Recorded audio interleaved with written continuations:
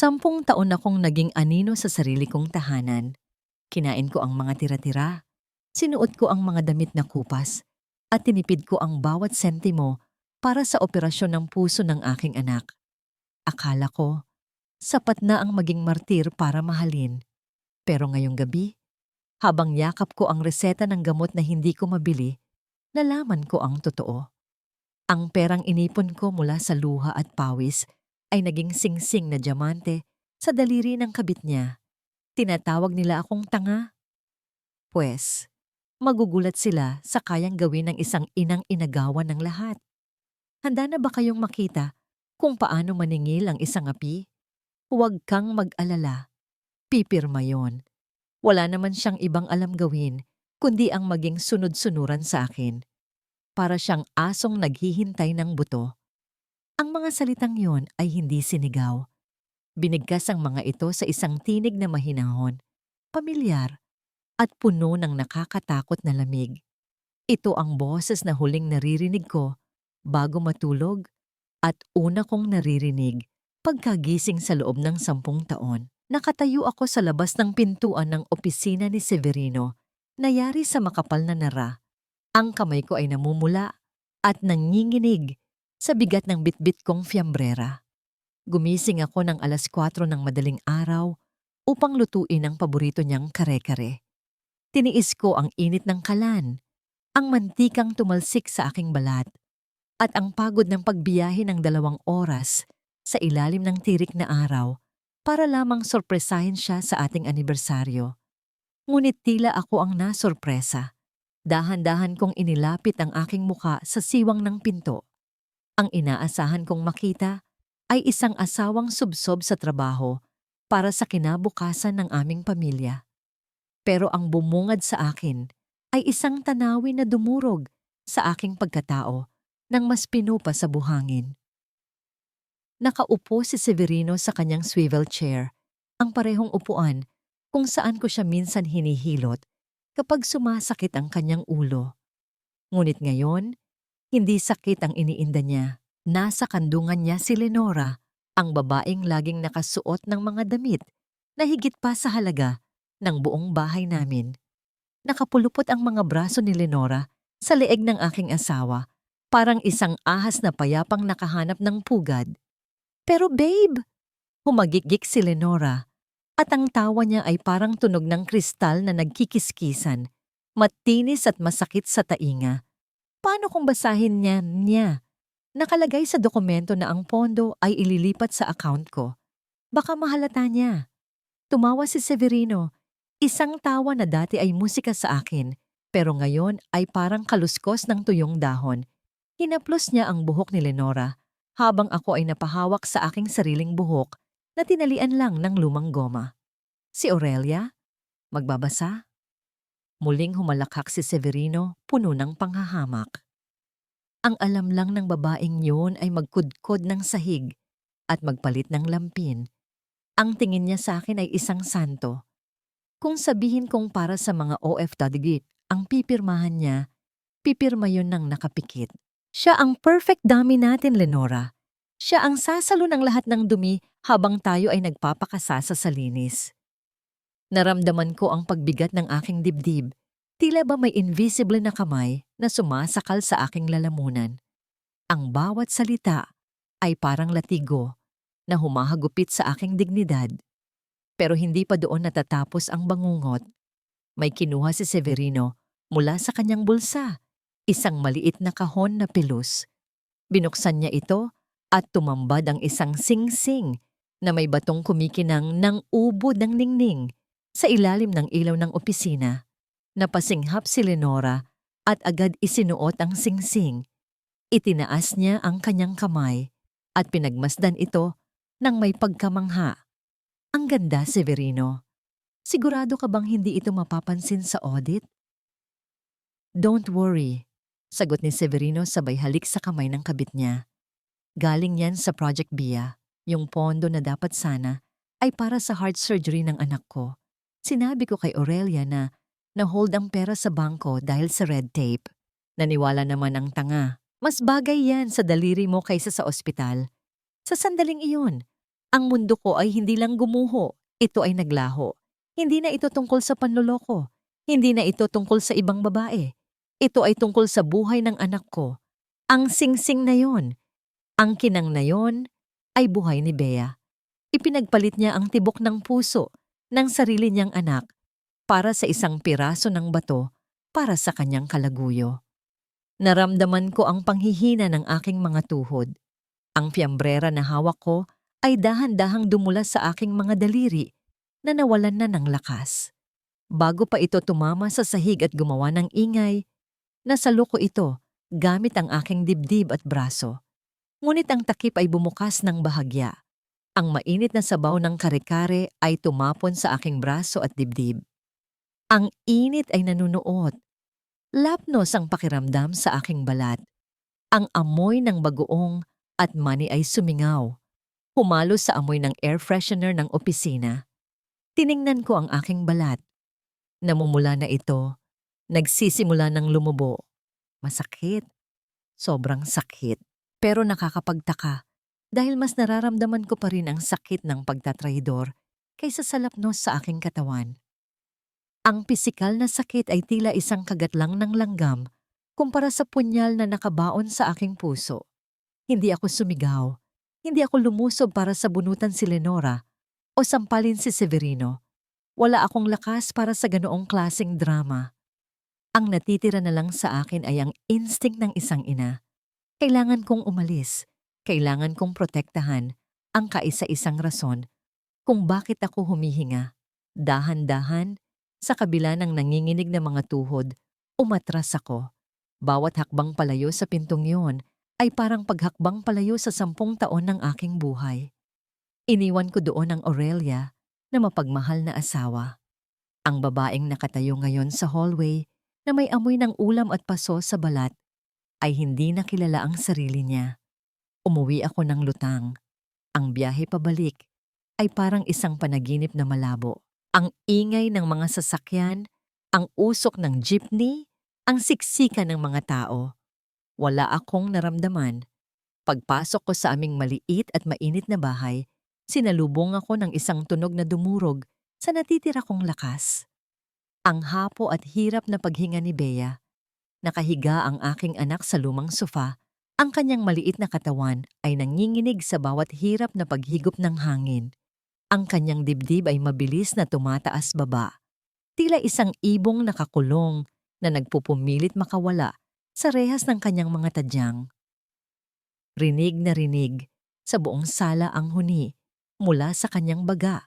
Isang tunog na laging nagpapabilis ng tibok ng puso ko dahil sa takot. Namumutla ang kanyang mga labi.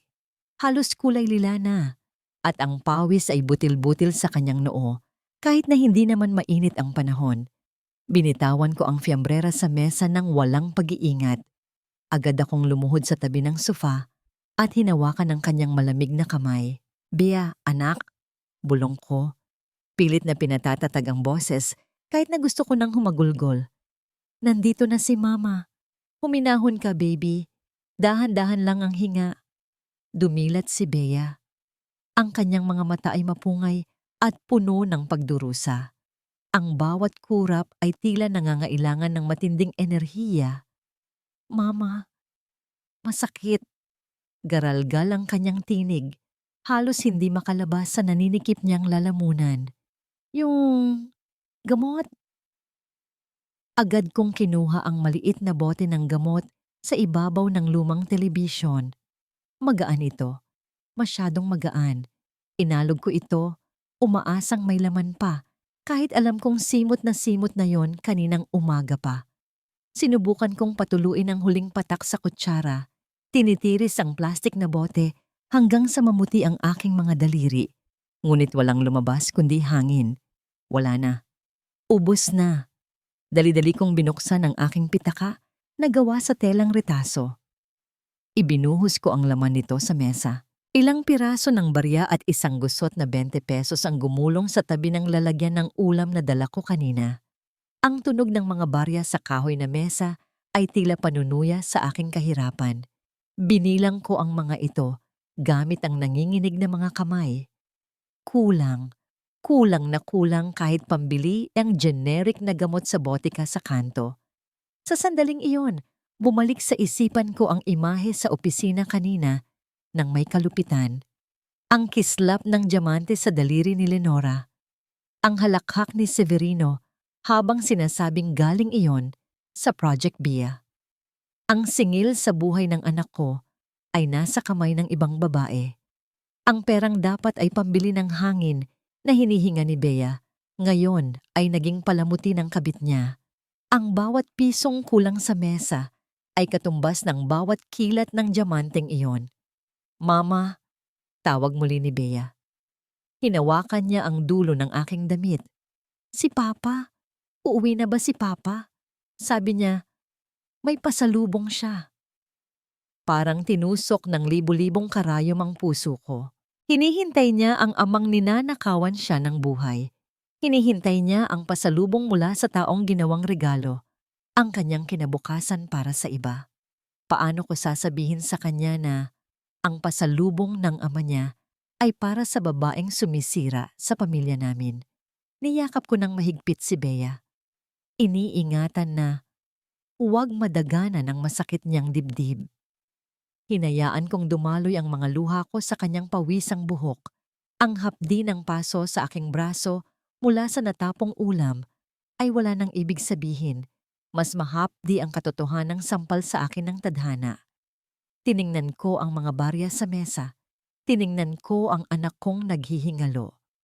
At sa kauna-unahang pagkakataon, naramdaman ko ang isang emosyon na mas matindi sa lungkot. Naramdaman ko ang init na gumagapang mula sa aking tiyan, paakyat sa aking lalamunan. Galit. Isang galit na tahimik pero nag-aalab. Ganito na lang ba? Tanong ko sa kawalan habang hinahaplos ang likod ni Bea upang pakalmahin ang kanyang ubo. Sa dinami-dami ng bagyo na sinuong ko para sa kanya, bakit ako pa ang naiwan sa ulan?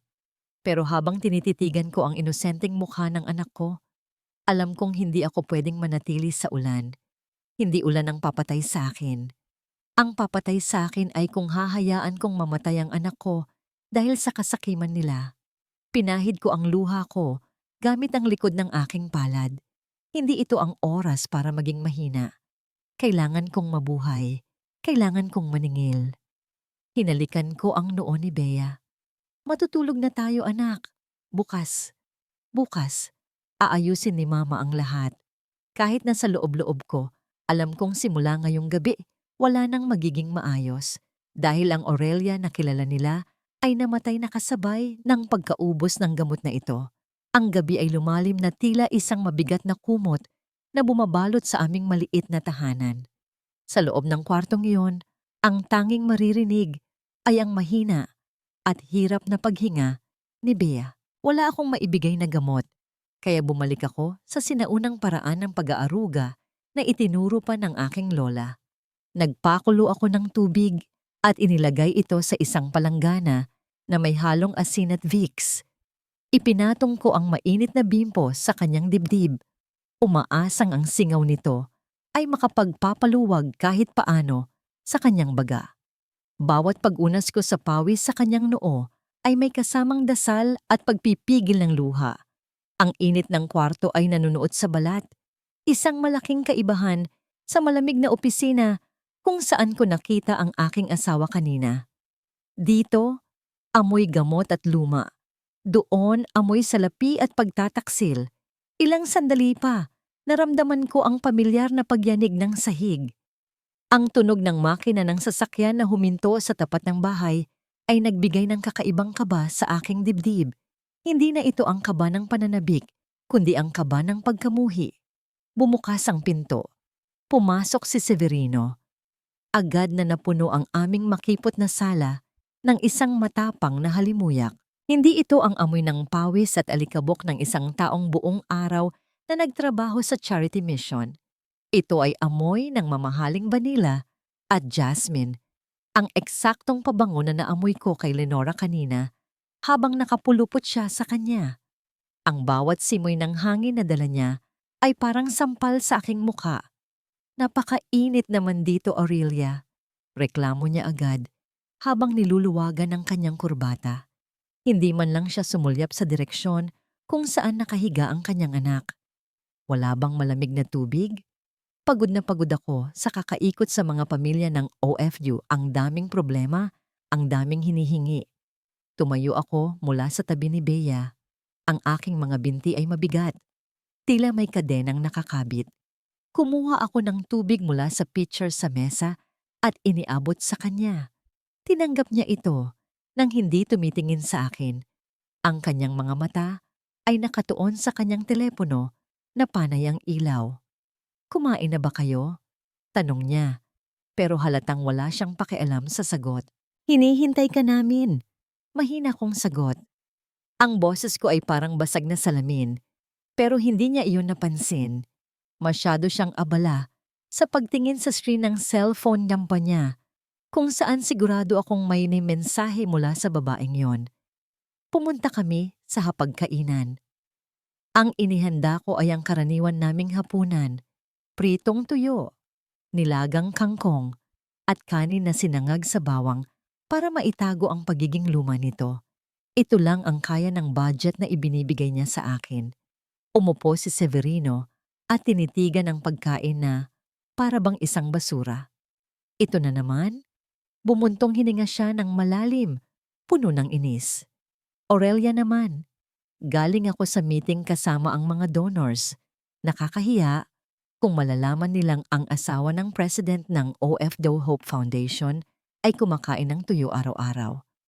Amoy mahirap tayo nito eh. Dati, masasaktan ako sa sinabi niya. Dati, magsusorry ako at mangangako na maghahanap ng paraan para makapagluto ng adobo o sinigang. Pero ngayon, habang tinitingnan ko ang mukha niyang makinis at ang relos niyang kumikinang sa ilalim ng ilaw ng bombilya, ang naramdaman ko lang ay pandidiri. "Wala tayong budget, Severino?" Sagot ko nang hindi tumitingin sa kanya. Sinandukan ko siya ng kanin. Naubos na sa gamot ni Bea nung nakaraan. At kailangan ko pa ulit ng pera ngayon. Inatake siya kanina. Ubos na ang maintenance niya. Biglang ibinagsak ni Severino ang kutsara sa plato. Ang tunog ng bakal na tumama sa porselana ay umalingaw-ngaw sa katahimikan ng kusina. "Pera na naman?" Tumaas ang boses niya at nakita ko ang paglitaw ng ugat sa kanyang leeg. "Kararating ko lang, Aurelia. Pagod ako. Wala ka na ngang ibang ginawa, kundi tumunganga dito sa bahay tapos sasalubungin mo ako ng hingi ng pera? Alam mo bang ang hirap mag-fundraise ngayon? Ang daming audit." Tinitigan ko siya. Gusto kong isigaw sa mukha niya na alam ko ang tungkol sa singsing. Gusto kong isumbat sa kanya na ang perang hinihingi ko ay barya lang kumpara sa luho ng kabit niya. Pero pinigilan ko ang sarili ko. Kailangan kong maging matalino. Kailangan ng anak mo ang gamot, Severino. Pagmamakaawa ko. Kahit na sa loob ko ay namamatay na ang respeto ko sa kanya. Namumutla na siya.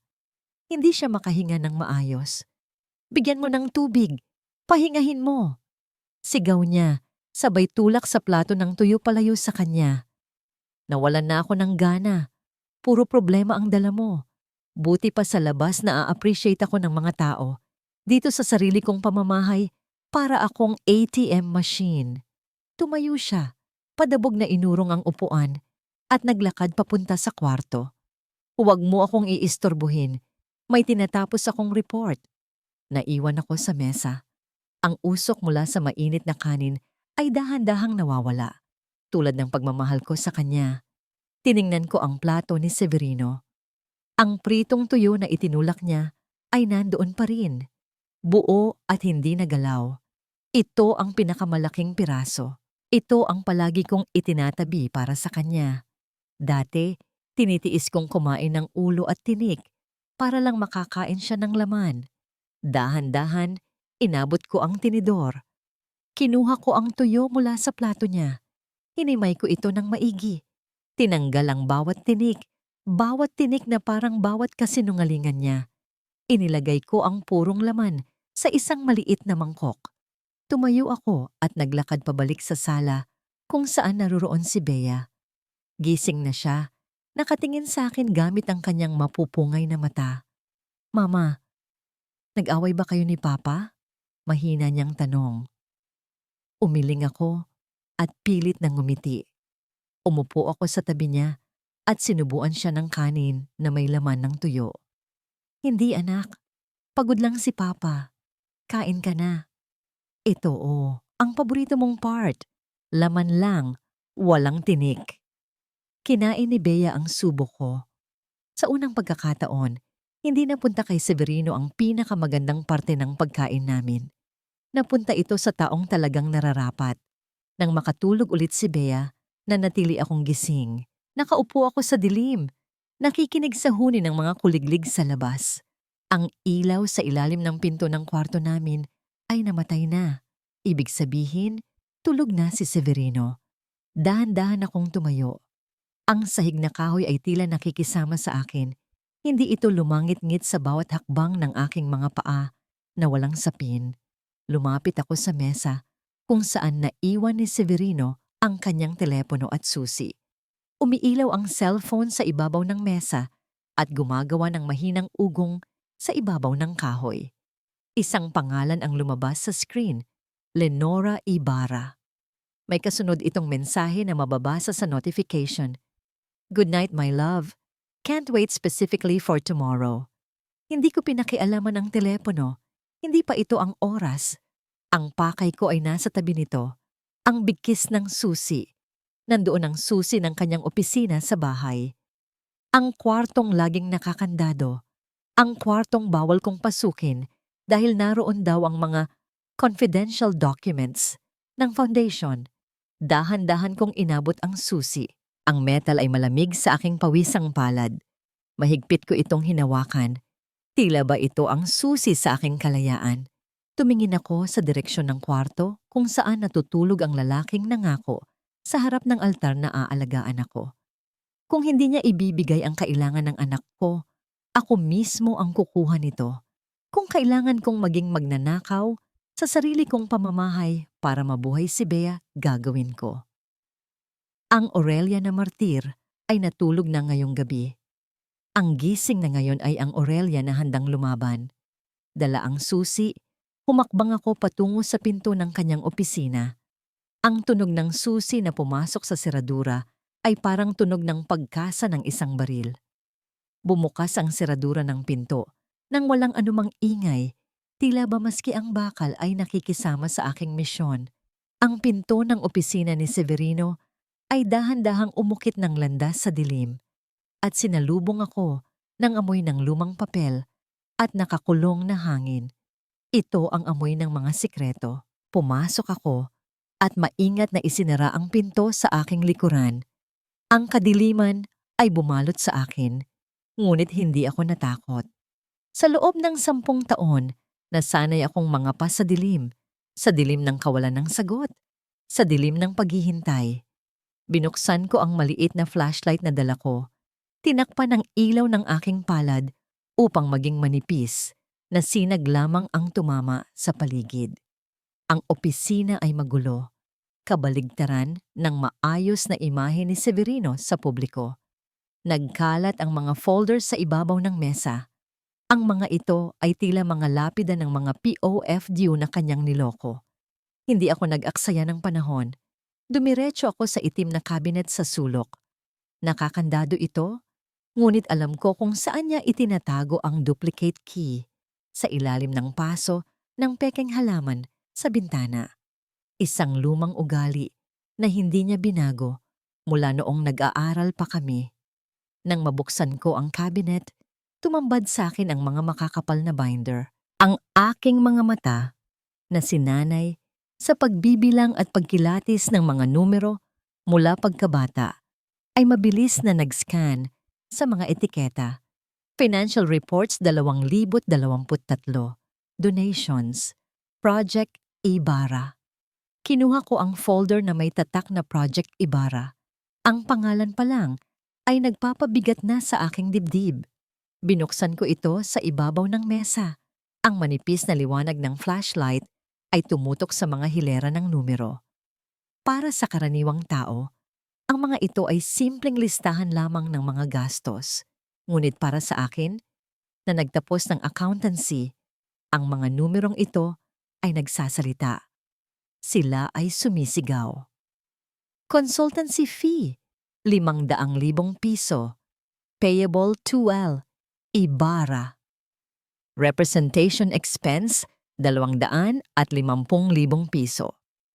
Medical Mission Logistics, 1,000,000 piso. Pero ang nakapanghilakbot ay hindi ang halaga. Ang nakapanghilakbot ay ang destinasyon ng pera. Ang mga account number ay pamilyar. Ito ay tumutugma sa bank details na nakita ko sa isang slip na nahulog mula sa bulsa ni Severino noong nakaraang buwan. Ang akala ko ay account para sa housing loan namin. Iyon pala ay personal account ng kanyang kabit. Inilipat ko ang pahina at doon, ang mundo ko ay tila huminto sa pag-ikot. Sa ilalim ng isang dokumento na nag-o-authorize ng paglalabas ng 2,000,000 piso mula sa pondo ng mga OFW, nakita ko ang isang pamilyar na pirma, ang kurba ng letrang A, ang matulis na dulo ng M. Pirma ko, Aurelia Montelibano de la Cruz. Nanginig ang aking mga kamay at muntik ko nang mabitawan ng flashlight. Ang aking lalamunan ay nanuyo at tila may bikig na humarang sa aking paghinga. Bumalik sa akin ang alaala ng hapong yon. 3 buwan na ang nakakaraan. Umuwi si Severino na may dalang bulaklak. Isang bihirang pagkakataon. Hinalikan niya ako sa noo. Isang halik na nooy, akala ko ay matamis, ngunit ngayon ay nalalasahan ko na ang lason. Pirmahan mo ito, mahal, malambing niyang sabi habang hinahaplos ang aking buhok. Insurance ito para kay Beisha. Para kapag naoperahan siya, hindi tayo mamomroblema sa pera. Ikaw ang gagawin kong principal signatory para protektado kayo. At ako, ang tangang asawa, ang inang desperada, para sa kaligtasan ng anak, ay pumirma ng hindi nagbabasa. Nagtiwala ako sa kanya. Ibinigay ko sa kanya ang aking pangalan, ang aking dignidad, at ang aking kaluluwa. Ginamit niya ang pagmamahal ko sa aming anak para nakawan ng ibang mga pamilya. Ginawa niya akong kasabwat. Kung mabubunyag ang lahat ng ito, ako ang makukulong. Ako ang sisisihin. Siya at si Lenora ay lilipad palayo gamit ang perang ninakaw nila habang ako ay mabubulok sa selda, malayo kay Bea. Ang luhang pumatak sa papel ay hindi luha ng lungkot. Ito ay luha ng pagkamuhi. Ang bawat patak ay parang asido na tumutunaw sa natitirang pag-ibig ko para sa kanya. Hayop ka, Severino. Bulong ko sa hangin, ang bawat pantig ay puno ng pait. Ginamit mo ang pagiging ina ko para sa kasakiman mo. Ngunit hindi ako pwedeng magtagal sa pag-iyak. Kailangan ko ng ebidensya. Binuksan ko ang kanyang laptop. Alam ko ang password. Ang birthday ni Bea. Napaka-sarkastiko na ginagamit niya ang kaarawan ng anak na pinababayaan niya para protektahan ang mga ebidensya ng kanyang kasalanan. Isinaksak ko ang lumang USB na naitago ko pa noong kolehiyo. Kinopya ko ang lahat. Ang Excel files, ang scanned receipts, ang mga email exchange nila ni Lenora. Ang progress bar sa screen ay gumapang ng napakabagal. Ang bawat porsyento ay tila 1 taon ng paghihintay. Habang nasa 85%, narinig ko ito. Ang paglangit-ngit ng sahig sa labas ng pinto. Nanigas ako sa aking kinatatayuan. Ang tibok ng puso ko ay naging mabilis at malakas. Tila tambol na humahampas sa aking dibdib. Pinatay ko agad ang flashlight at iniharang ang aking katawan sa liwanag ng screen ng laptop. Huminto ang mga yapak.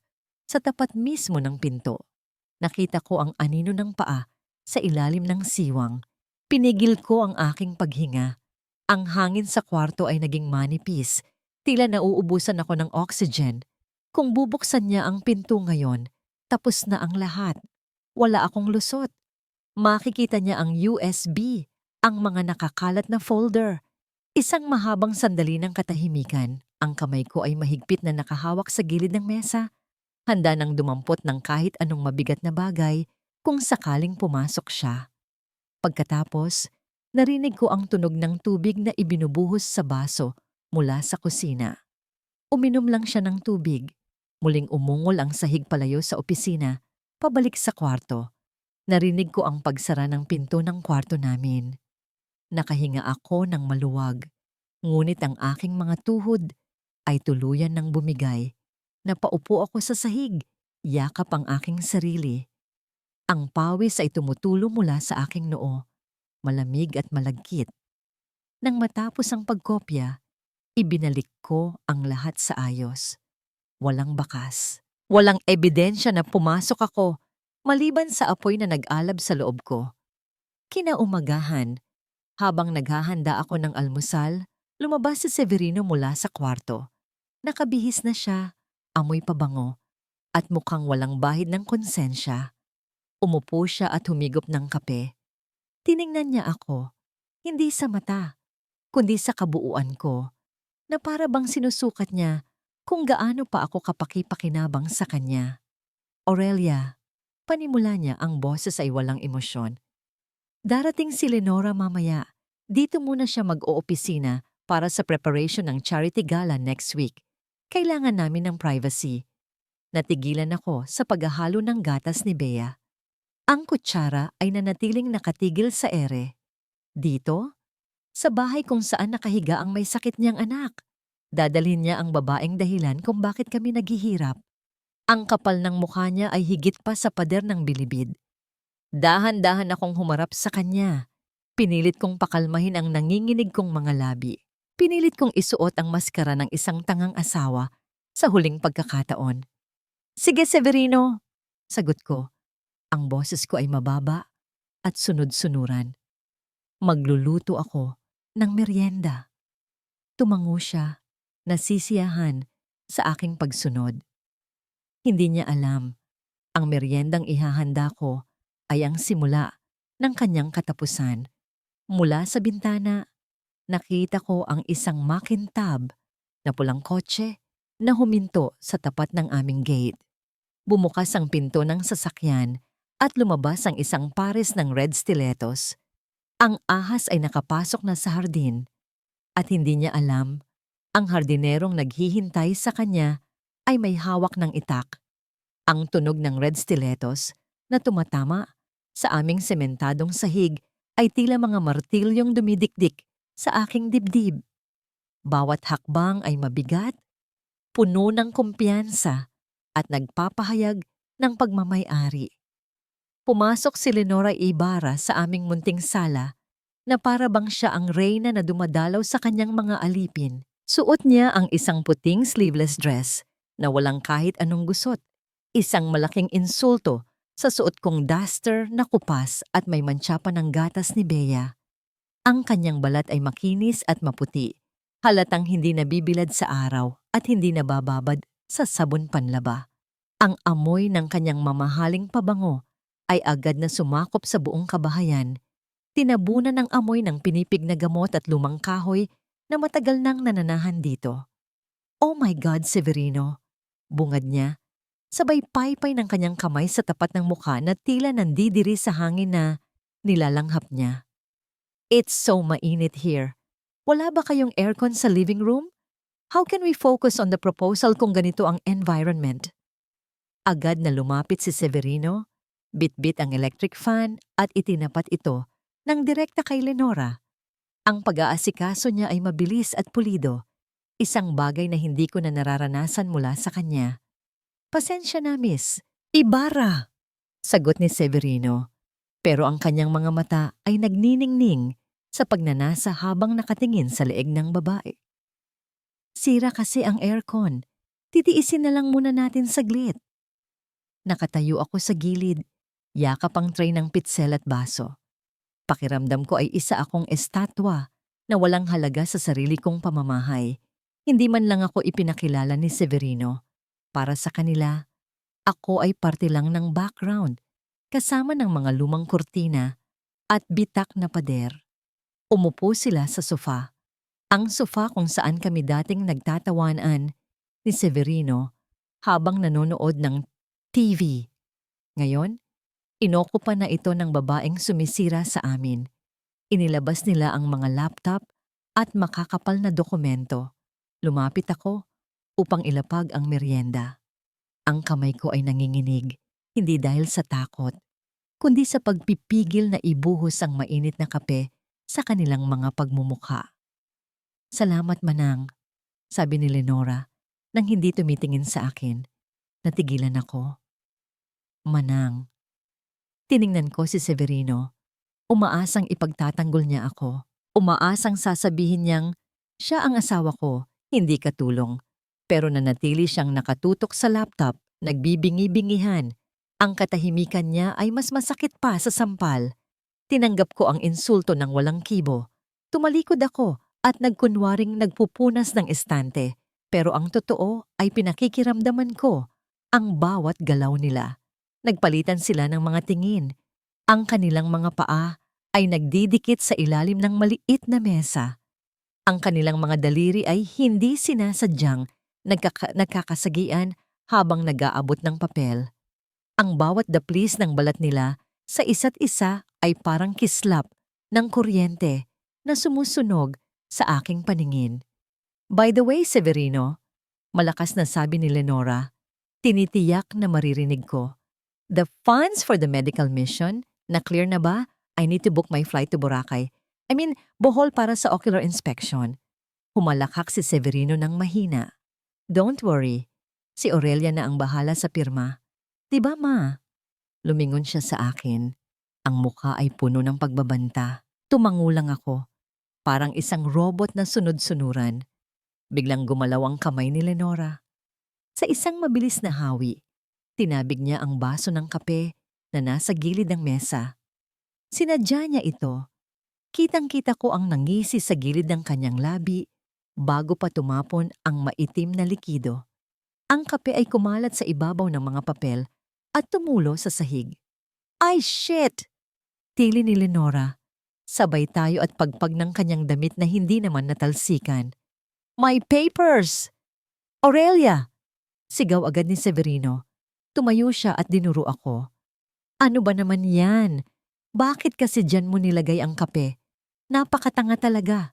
Tingnan mo ang ginawa mo. Ako ang may kasalanan. Nasa kabilang dulo ako ng kwarto. Pero alam ko ang papel ko sa dulang ito. Ako ang basahan. Ako ang sumasalo ng dumi. Dali-dali akong kumuha ng trapo. Lumuhod ako sa paanan nila. Habang pinupunasan ko ang sahig, nakita ko ang sapatos ni Lenora, makintab, malinis, at mahal. At sa tabi nito ay ang aking mga kamay, magaspang, may paso, at nanginginig sa galit. Mula sa itaas, naramdaman ko ang mapanuring tingin ni Lenora. Para niya akong isang insekto na tinatapakan. I'm so sorry, Severino. Malambing na sabi ni Lenora. Nakaka-stress talaga kapag walang competent na kasama sa bahay. Binuksan niya ang kanyang designer bag. Kumuha siya ng isang malutong na 1,000 peso bill. Here, sabi niya, sabay abot ng pera sa akin habang nakaluhod pa ako. For the trouble. Bumili ka na rin ng bagong basahan. Masyado nang madumi ang gamit mo. Parang hindi nalalabhan. Tinitigan ko ang pera. Ang kulay asul na papel ay tila nagniningning sa harap ko. Ito ang halaga ng dignidad ko para sa kanya. 1,000. Gusto kong isampal sa kanya ang pera. Gusto kong isigaw na ako ang may-ari ng bahay na ito. Pero naalala ko si Bea. Naalala ko ang gamot na kailangan niya. Naalala ko ang plano. Dahan-dahan, inabot ko ang pera. Ang papel ay magaspang sa aking balat. Salamat po, ma'am. Sagot ko. Ang boses ay mababa at basag. Ngumiti si Lenora. Isang nangiting puno ng tagumpay. Akala niya ay nabili niya ako. Akala niya ay tinanggap ko ang pagiging alipin. Hindi niya alam. Ang perang ito ay idadagdag ko sa ebidensya ng panunuhol at pangaapi nila. Ang perang ito ang magiging pako sa kabaong ng kanyang reputasyon. Tumayo ako at nagtungo sa kusina. Sa sandaling makatalikod ako, ang maamong mukha ko ay napalitan ng isang ekspresyong bato.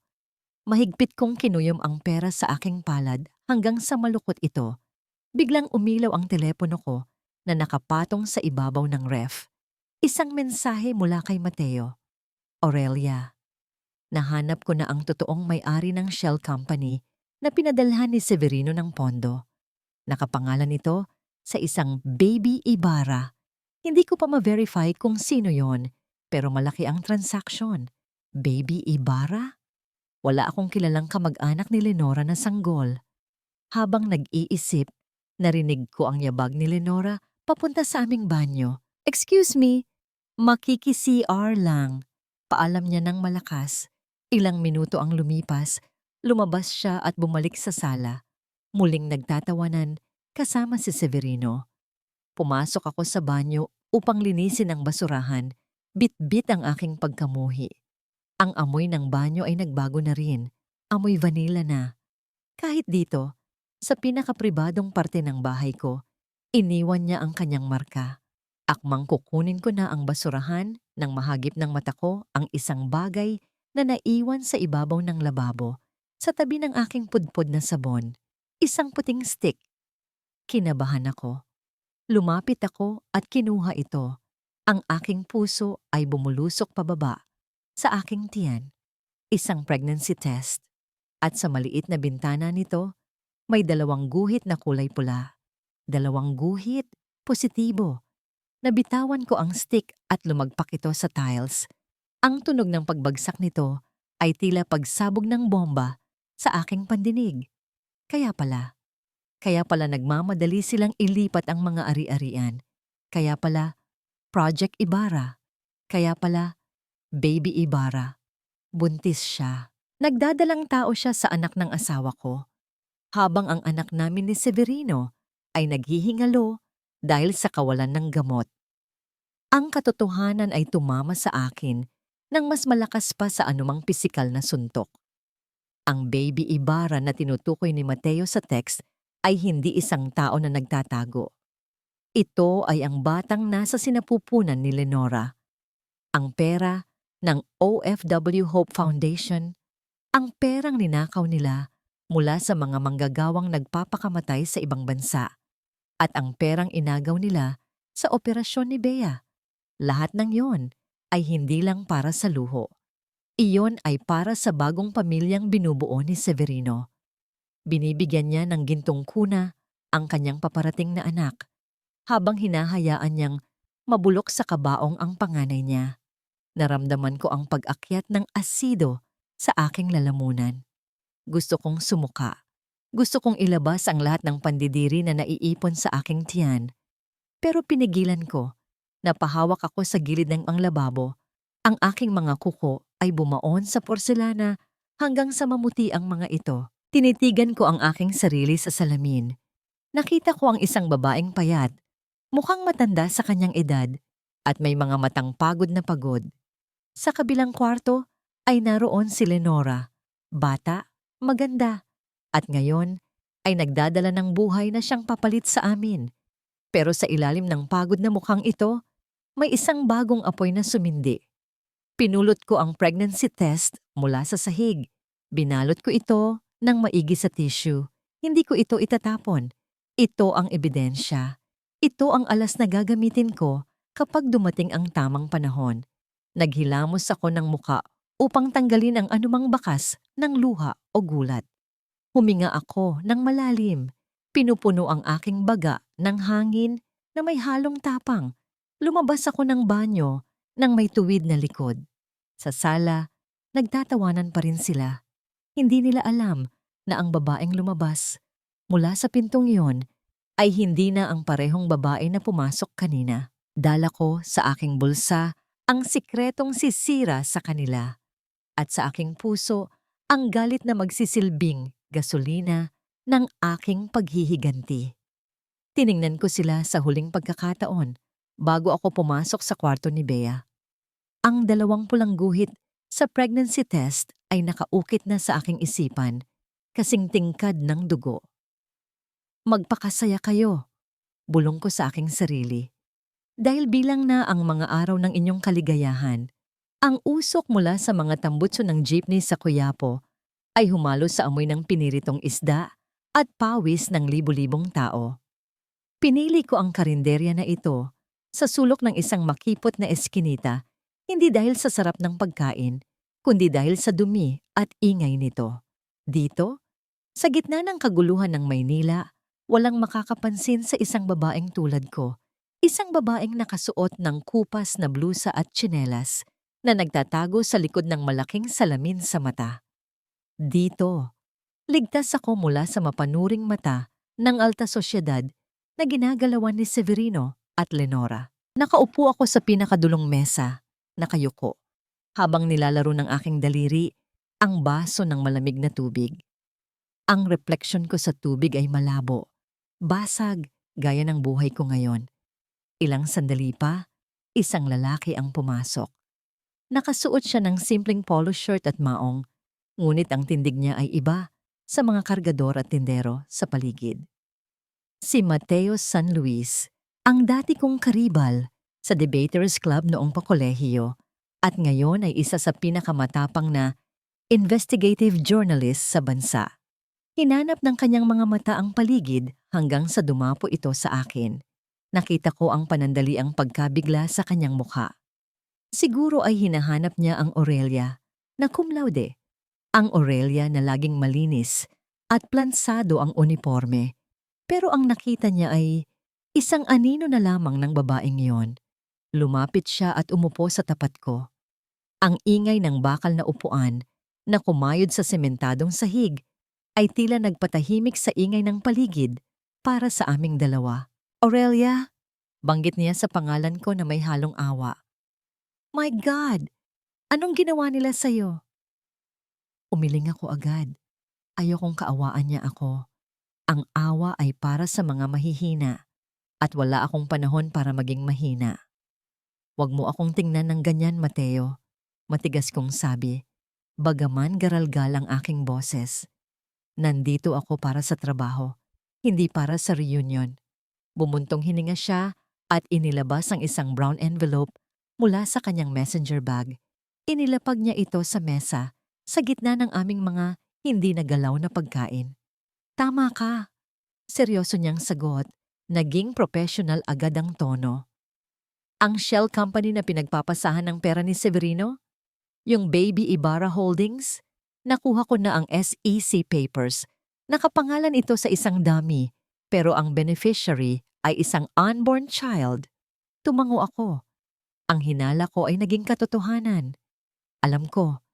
Nakita ko ang pregnancy test ni Lenora kahapon. Positibo? Napamura si Mateo ng mahina.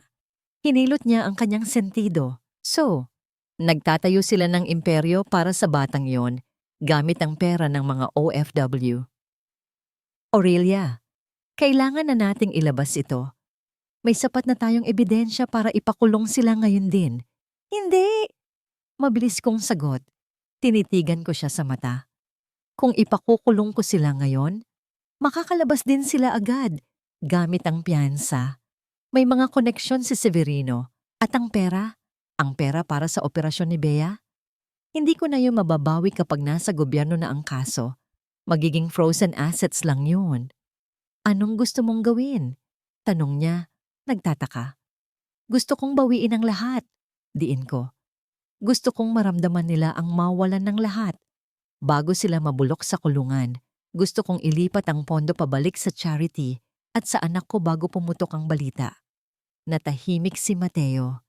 Tinitigan niya ako ng matagal.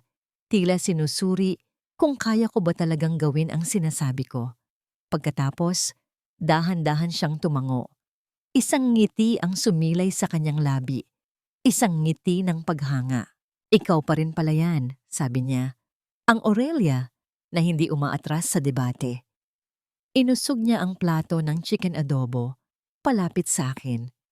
Kinuha niya ang pinakamalaking hita ng manok at inilagay sa aking pinggan kasama ang maraming sabaw. Kumain ka, utos niya sa malambing na boses. Ang payat-payat mo na. Kailangan ng utak mo ng laman para talunin sila. Natigilan ako. Sa loob ng 10 taon, laging tira-tira ang kinakain ko. Laging buto at leeg. Ngayon, isang kaibigan ang nagbibigay sa akin ng pinakamagandang parte. Hindi dahil kailangan niya ako, kundi dahil nirerespeto niya ako. Naramdaman ko ang pamumuo ng luha sa aking mga mata, pero pinigilan ko ito. Kumain ako. Ninamnam ko ang lasa ng adobo, maalat, maasim, at puno ng malasakit. Ito ang lasa ng pagkakaroon ng kakampi. Habang kumakain ako, may inilabas si Mateo na isang maliit na bagay mula sa kanyang bulsa. Mukha itong isang simpleng pangkipit sa buhok na may disenyong paru-paro. Galing ito sa source ko sa NBI. Bulong niya sabay abot sa akin sa ilalim ng mesa. Mukha lang itong hair clip, pero high-fidelity recorder yan. Kayang sumagap ng boses kahit nasa kabilang kwarto. Tumagal ng 24 na oras ang battery. Tinanggap ko ang munting paru-paro. Mabigat ito sa aking palad. Tila bitbit nito ang bigat ng katotohanan. Kailangan natin ng matibay na admission, paliwanag ni Mateo. Kailangan nating marinig mula sa bibig mismo ni Severino na alam niyang iligal ang ginagawa niya at ginagamit ka lang niya. Yun ang smoking gun natin. At may isa pa, dagdag niya, ang mukha ay dumilim. May nakita akong pattern sa mga transactions. May isang monthly remittance na papunta sa isang offshore account. Pangalan ay PLR Invet. Malaki ang kutob ko na may big boss sa likod ni Severino. Hindi niya ito kayang gawin mag-isa. Aalamin ko. Pangako ko habang isinusuot ang hair clip sa aking buhok. Naghiwalay kami ng walang yakapan, walang dramatikong paalam. Isang seryosong tanguan lang. Siya sa liwanag, ako, pabalik sa dilim ng bahay ni Severino. Pag-uwi ko, mabigat ang dibdib ko. Ang paru-paro sa buhok ko ay tila uminit. Pagbukas ko ng pinto, sinalubong ako ng katahimikan. Wala pa si Severino, wala pa si Lenora. Pumasok ako sa kwarto ni Bea. Gising na ang anak ko, nakaupo sa kama at naglalaro ng kanyang mga manika na sira-sira na ang mga damit. Mama, bati niya nang makita ako. Ngumiti siya, bagaman maputla pa rin. Saan ka galing? Namalengke lang anak, pagsisinungaling ko. Lumapit ako at hinalikan siya sa pisngi. Dahil sa pagod, tinanggal ko ang hair clip mula sa aking buhok at ipinatong ito sa side table habang nagpapalit ako ng damit pambahay. Nakalimutan kong recorder pala yon. Naging komportable ako masyado sa sarili kong kwarto. Pumunta ako sa kusina para uminom ng tubig. Habang umiinom, narinig ko ang pagbukas ng gate. Dumating na si Severino. Bumilis ang tibok ng puso ko. Kailangan kong kunin ang recorder at itago. Ngunit bago pa ako makahakbang pabalik sa kwarto, narinig ko ang boses ni Bea. Papa! Papa! Look, oh! Nanlaki ang mga mata ko. Tumakbo ako patungo sa kwarto. Naabutan ko si Severino na nakatayo sa may pintuan ng kwarto ni Bea. Nakangiti si Bea habang inaabot sa kanyang ama ang paru-parong hair clip. Ang ganda ng clip ni Mama, Papa, masayang sabi ni Bea. Umiilaw siya ng pula sa ilalim. Parang robot. Nanlamig ang buong katawan ko. Ang pulang ilaw. Ibig sabihin ay recording pa rin ito. Kinuha ni Severino ang hair clip. Itinaas niya ito sa tapat ng kanyang mata.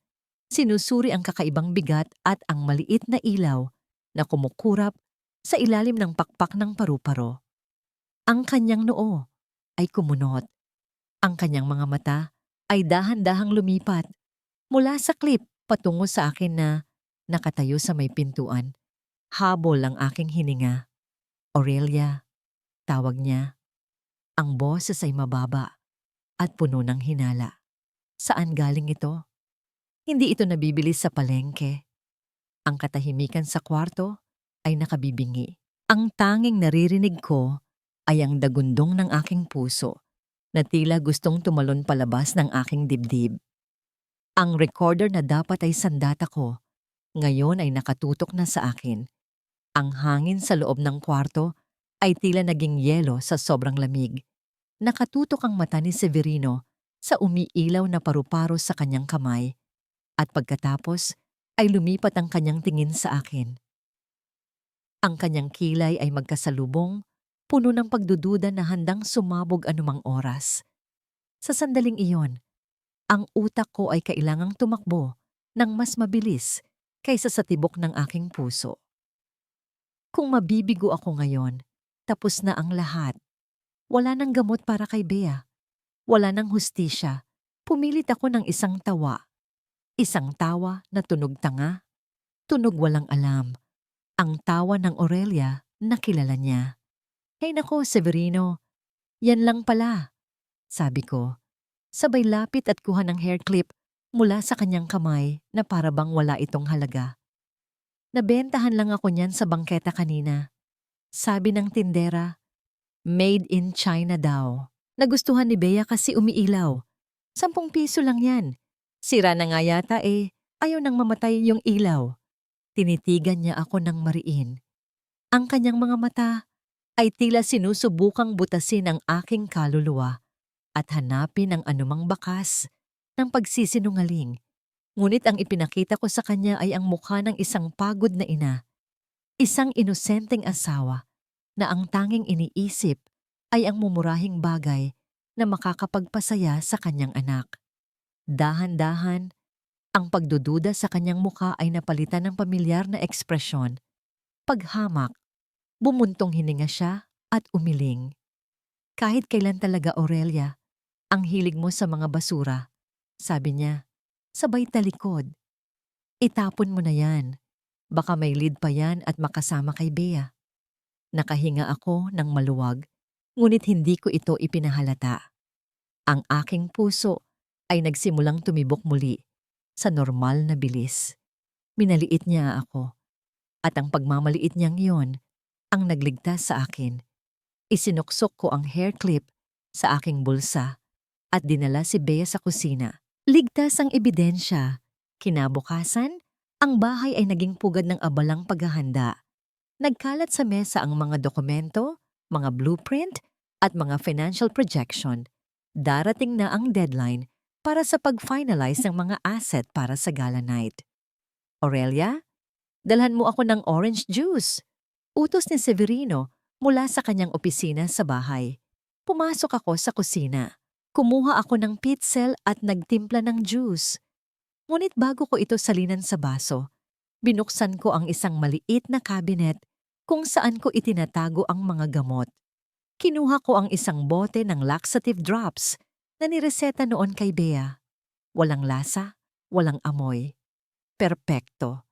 Nagpatak ako ng 3 beses sa baso bago ko ito sinalinan ng juice. Inabot ko sa kanya ang baso. Eto na, mahal. Ininom niya ito ng isang lagukan. Salamat, sabi niya. Abala pa rin sa pagbabasa. By the way, kailangan kong pirmahan mo ito. Lahat ng ito, ngayon na. Itinulak niya sa aking harapan ang isang makapal na salansan ng papel.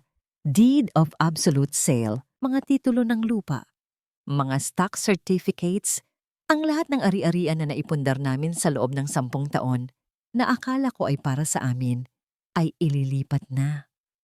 Para saan ito, Severino? Tanong ko. Suot ang aking maskara ng pagiging tanga. Bagong investment, mabilis niyang sagot. Para sa future ni Bea. Trust me, just sign here, here and here. Tumango ako at kinuha ang ballpen. Nagkunwari akong binabasa ang unang pahina, pero ang totoo ay pinakikiramdaman ko ang bawat segundo. Ang aking puso ay isang bombang may orasan na malapit nang sumabog. Ilang minuto pa, nakita ko ito. Ang bahagyang pagkunot ng kanyang noo, ang paghawak niya sa kanyang tiyan. Ano bang pinakain mo sa akin kagabi? Inis niyang tanong. Biglang sumama ang tiyan ko. Excuse me lang. Mabilis siyang tumayo at pumasok sa banyo. Sa sandaling isinara niya ang pinto, kumilos ako. Ang aking mga kamay ay hindi nanginginig. Ang aking mga galaw ay mabilis at tiyak. Kinuha ko ang huling pahina ng bawat dokumento, ang signature page. Pinalitan ko ito ng mga pekeng pahina na inimprenta ko kagabi habang tulog siya, gamit ang parehong klase ng papel. Ang orihinal na kontrata ay naglilipat ng lahat ng assets kay Lenora Ibarra. Ang ipinalit kong pahina ay naglilipat ng lahat ng assets sa isang irrevocable trust fund for Beatrice de la Cruz. Isang trust fund na ako ang sole administrator at hindi niya maaaring bawiin o galawin nang wala ang aking pahintulot. Nang marinig ko ang pagbuhos ng tubig mula sa banyo, ibinalik ko ang lahat sa ayos. Umupo ako, hawak ang ballpen, na para bang walang nangyari. Lumabas si Severino mula sa banyo, namumutla at halatang iritado. "Nasaan na tayo?" sabi niya. "Tapos ka na ba?" "Pipirmahan ko pa lang," sagot ko. "Bilisan mo," utos niya. Malilate ako sa meeting ko. Isa-isa kong pinirmahan ang mga dokumento. Pagkatapos, ipinasa ko sa kanya. Kinuha niya ang ballpen at, dahil sa pagmamadali at pagkainis sa masakit niyang tiyan, pinirmahan niya ang bawat espasyo nang hindi na binabasa muli ang huling pahina. Ang bawat paghagod ng kanyang ballpen sa papel ay parang musika sa aking pandinig. Hindi niya alam, hindi niya pinipirmahan ang tagumpay niya, kundi ang sarili niyang hatol. Nang matapos siya, agad niyang inayos ang mga papel at isinilid sa kanyang briefcase. "Good," sabi niya. "Stay here. Bantayan mo si Bea. Huwag kang aalis." Pagkatapos ay umalis na siya. Naiwan akong nakaupo sa kanyang upuan. Tinitigan ko ang bakas ng tinta sa mesa kung saan siya pumirma. Naramdaman ko ang isang kakaibang pakiramdam. Isang halo ng takot at kapangyarihan. Hinaplos ko ang tiyan ko. Naramdaman ko ang parehong sakit na naramdaman niya kanina, pero hindi dahil sa gamot. Ito ay dahil sa kaba. Kawawa naman ang mahal ko. Bulong ko sa hangin. At sa unang pagkakataon, isang tunay na ngiti ang sumilay sa aking mga labi. Isang ngiting malamig at matalim. Biglang umilaw ang telepono ko. Isang mensahe mula kay Lenora. Oo, kinuha ko ang numero niya mula sa telepono ni Severino. "Why the hell is my BDO account frozen? Anong ginawa ng asawa mo?" Bago pa ako makapag-reply, isang malakas na pagkatok sa pinto ang yumanig sa buong bahay. Ang bawat katok ay malakas at desperado. "Aurelia, buksan mo ito.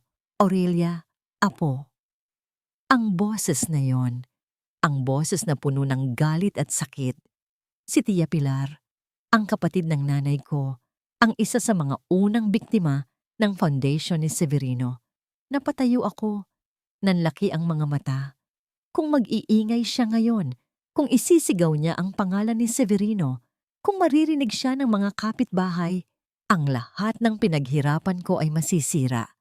Ang patibong na maingat kong inilatag ay mabubulilyaso. Ang pagkatok ay lalo pang lumakas. Tila babasagin na nito ang manipis na pinto. Ang bawat malakas na kalampag sa pinto ay parang suntok sa aking dibdib. Ang boses ni Tia Pilar ay matinis at puno ng pighati. Sapat na upang marinig ng buong kapitbahayan. Kung may makarinig sa kanya, kung may tumawag ng pulis, ang lahat ay matatapos nang hindi pa nagsisimula. Dali-dali akong tumakbo papunta sa pinto. Bago ko ito buksan, sumilip muna ako sa bintana. Nakita ko ang mga kapitbahay na nagsisimula nang lumabas ng kanilang mga bahay, nag-uusisa sa eskandalong nabubuo. "Aurelia, alam kong nandyan ka. Pababayaan mo na lang ba akong mamatay dito sa labas?" Sigaw muli ni Tia. Huminga ako ng malalim at binuksan ang pinto. Hinila ko agad siya papasok bago pa siya makapagsalita muli. Ang aking tiyahin, na dati ay isang masiglang babae, ay mukhang tumanda ng 10 taon. Ang kanyang buhok ay magulo. Ang kanyang mga mata ay namumumugto at ang kanyang damit ay gusot. "Tia, ano bang ginagawa ninyo rito?" Bulong ko. Isinasara ang pinto nang may panginginig. "Papatayin niyo ba ako sa kaba?" "Ikaw? Ikaw ang kinakabahan." Humagulgol siya. Ang mga luha ay malayang dumadaloy sa kanyang kulubot na pisngi. "Aurelia, naubos na ang lahat." Nanginginig niyang sabi. "Ang ipon ko sa SSS, Ang perang pinagbentahan ng lupa ni tito mo. Ang perang dapat sana ay para sa pag-aaral ng mga apo ko. Kinuha lahat ng asawa mong walang konsensya. Hinawakan niya ang aking mga braso, mariin at puno ng desperasyon. Sabi niya, i-invest ko raw sa foundation niya. Sabi niya, tutubo ang pera ko.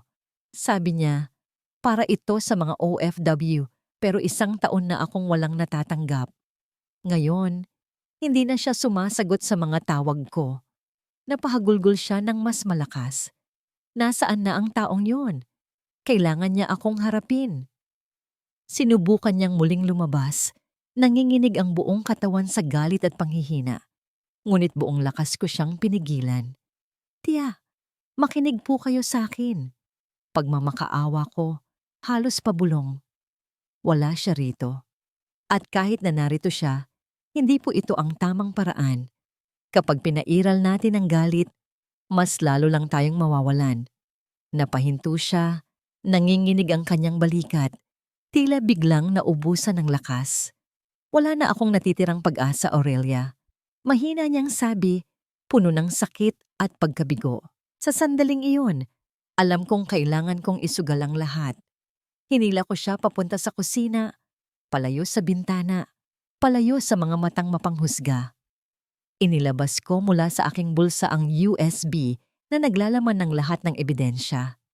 Tia Pilar, sabi ko, ang boses ko ay matatag at seryoso. Hindi kayo mag-iisa sa laban na ito. Isinaksak ko ang USB sa luma naming laptop. Binuksan ko ang mga files, ang mga bank statements, ang mga pekeng resibo, ang mga pangalan ng biktima. At doon, sa gitna ng listahan, nakita niya ang sarili niyang pangalan. Pilar Investments. Nanlaki ang mga mata ni Tia Pilar. Ang kanyang pag-iyak ay huminto. Napalitan ng pagkabigla. Dahan-dahan siyang naupo. Tinititigan ng screen na para bang multo ang kanyang nakikita. Paano? Bulong niya. Alam ko na po ang lahat, Tia. Sabi ko. Umupo sa tabi niya. Alam ko na niloko niya kayo. Alam ko na niloko niya ako. Ginawa niya akong kasabwat. Pinapirma niya ako sa mga dokumentong hindi ko alam. At ang perang ninakaw niya sa inyo. Sa ating lahat, ipinambili niya ng singsing at bahay para sa kabit niya na ngayon ay buntis. Ang bawat salita ay parang asido na lumalabas sa aking bibig. Ngunit kailangan niyang malaman ang buong katotohanan. Pagkatapos ng ilang sandali ng nakabibinging katahimikan, tumingin sa akin si Tia Pilar. Ang kanyang mga mata, na kanina ay puno ng desperasyon, ngayon ay nagliliyab sa galit. Ang walang hiya, sabi niya sa nanginginig na boses, ang walang kaluluwa. Kaya hindi tayo pwedeng mag-iskandalo, Tia. Paliwanag ko. May plano ako. Isang plano para bawiin ang lahat. Pero kailangan ko ng tulong ninyo. Kailangan kong manatiling asawa niya sa mata ng lahat hanggang sa tamang oras. Kailangan kong magpanggap na tanga pa rin. Tumayo si Tia Pilar. Naglakad siya paikot-ikot sa maliit na kusina. Ang kanyang isip ay halatang nagpoproseso ng lahat. Pagkatapos ay huminto siya at humarap sa akin. Anong kailangan mong gawin ko? Tanong niya. Ang kanyang boses ay hindi nabasag. Ito ay matigas na parang bakal. Ang babaeng biktima ay nawala na. Ang kaharap ko ngayon ay isang mandirigma. Kailangan ko po kayong hanapin ang iba pang biktima, sabi ko. Kailangan natin ng mga testimonya, kailangan nating maging handa. Sa araw ng charity gala, doon natin siya sisirain. Bago pa siya makasagot, narinig namin ang tunog ng sasakyan ni Severino na pumarada sa labas. Nanlaki ang mga mata namin. Nagkatinginan kami sa takot. Nandyan na siya, bulong ko. Tia, kailangan niyong umarte. Magpanggap kayo na dumalaw lang. Na-miss niyo lang ako. Please. Mabilis kong itinago ang laptop. Inayos ni Tia Pilar ang kanyang buhok at damit. Kumuha siya ng baso ng tubig at huminga ng malalim. Pumasok si Severino sa kusina. Ang muka ay masama pa rin dahil sa sakit ng tiyan. Natigilan siya Nang makita niya si Tia Pilar, "Tia, anong ginagawa niyo rito?" Tanong niya. Ang boses ay may bahid ng hinala. Ngumiti si Tia Pilar, isang ngiti na kasing natural ng sikat ng araw. Isang ngiting nagtatago ng isang bagyo ng pagkamuhi. "Severino, iho," masayang bati niya. "Napadaan lang ako. Namiss ko kasi itong pamangkin ko. Kamusta na ang foundation? Balita ko ay malapit na ang gala ninyo. Ang galing-galing mo talaga." Nawala ang pagdududa sa mukha ni Severino, napalitan ng pamilyar na kayabangan. Ngumiti siya. "Okay naman po, Tia. Busy lang talaga," sagot niya. "Sige po, akyat muna ako at magpapahinga." Umalis si Severino, iniwan kami sa kusina. Nang mawala na siya sa paningin, huminga kami ng maluwag. Nagkatinginan kami ni Tia Pilar at sa aming mga mata, isang kasunduan ang nabuo. Isang alyansa ng mga babaeng sinaktan at niloko. Hinawakan niya ang aking kamay sa ilalim ng mesa. Ang kanyang palad ay magaspang at kulubot. Ngunit ang init nito ay nagbigay sa akin ng lakas. "Gagawin ko, apo," bulong niya. "Para sa pamilya, para sa hustisya." Pero habang nag-uusap kami, hindi namin namalayan na sa itaas, sa may hagdanan, nakatayo si Severino. Hindi siya umakyat. Nakikinig siya. Ang kanyang mukha ay seryoso. Ang kanyang mga mata ay makitid. May narinig siyang kakaiba sa tono ni Tia Pilar. Kinuha niya ang kanyang telepono at nag-dial. "Hello? Bantayan niyo ang bawat galaw ng matandang yan." Utos niya sa kausap sa kabilang linya. Alamin niyo kung sino ang mga kinakausap niya. May hindi ako gusto sa nangyayari. Sa ibaba, nagpaplano kami ng aming paghihiganti. Sa itaas, nagpaplano siya ng kanyang kontra-atake. Biglang, isang malakas na pag-ubo ang narinig namin mula sa kwarto ni Bea. Sinundan ito ng isang nakakatakot na katahimikan. Nagkatinginan kami ni Tia. Tumakbo ako papasok ng kwarto. Naabutan ko si Bea na nakahandusay sa sahig. Ang kanyang mukha ay kulay asul at hindi na siya humihinga. Nawalan siya ng malay. "Bea! Anak!" Sigaw ko. Ang takot ay bumalot sa buong pagkatao ko. Niyugyog ko siya. Tinapik ang kanyang pisngi. Pero walang reaksyon. Ang aking mundo ay gumuho sa pangalawang pagkakataon. Ang sirena ng ambulansya ay isang matinis na panaghoy sa gitna ng gabi. Isang tunog na humahati sa katahimikan at nagbabadya ng kamatayan. Bawat segundo sa loob ng sasakyang yon ay tila isang walang hanggan. Yakap ko si Bea. Ang kanyang maliit at malamig na katawan ay nakabalot sa kumot. Nakakabit sa kanya ang isang oxygen mask at ang tanging palatandaan na buhay pa siya ay ang bahagyang pag-angat at pagbaba ng kanyang dibdib. Pagdating sa ospital, isang pampublikong ospital na amoy gamot at paghihirap, agad siyang isinugod sa emergency room. Naiwan ako sa labas, sa isang pasilyo na puno ng mga taong umiiyak, nagdarasal at naghihintay. Dito, ang bawat mukha ay may kwento ng sakit. Naupo ako sa isang malamig na upuang bakal. Ang aking damit ay may bahid ng laway ni Bea. Ang aking buhok ay magulo. Ang aking kaluluwa ay pagod na pagod. Kinuha ko ang aking telepono at tinawagan ang nag-iisang tao na dapat ay kasama ko sa oras na ito. Sumagot si Severino sa ikatlong ring. Ang boses niya ay inaantok at iritado. "Hello? Anong problema?" "Severino, si Bea." Nabasag ang boses ko. "Nasa ospital kami. Inatake siya ng malubha. Kailangan na daw siyang maoperahan agad." Narinig ko ang isang mahabang katahimikan sa kabilang linya. Pagkatapos ay isang buntong hininga. "Nasaan ka ba?" tanong niya. "Nasa Philippine General Hospital," sagot ko. "Ano? Bakit dyan mo dinala? Ang cheap dyan, Aurelia? Ang daming sakit." Sigaw niya. "Dapat sa St. Luke's mo dinala." "Wala tayong pera para doon, Severino." Halos pasigaw kong sagot. "At kahit dito, kailangan kong magbayad ng down payment para ma-admit siya. Kailangan ko ng pera. Please. Muli, katahimikan.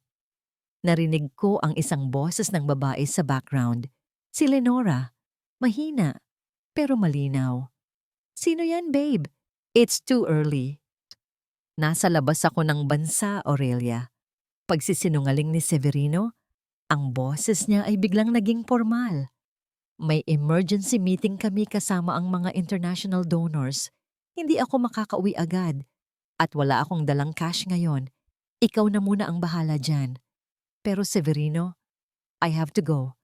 May meeting pa ako. I'll call you later.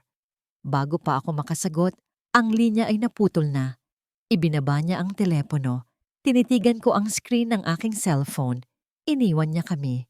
Sa pinakakritikal na sandali ng buhay ng anak namin, pinili niyang protektahan ang kanyang kasinungalingan. Pinili niya si Lenora. Ilang sandali pa. Isang imahe ang lumabas sa screen ng aking telepono. Isang text message mula sa isang numerong hindi pamilyar. Binuksan ko ito. Isang litrato. Si Lenora. Nakasuot ng bikini, nakahiga sa puting buhangin. Sa likod niya ay ang asul na dagat at ang paglubog ng araw. Hawak niya ang isang baso ng champagne. Ang kanyang tiyan ay bahagya ng umuumbok. Mukha siyang masaya, mukhang payapa.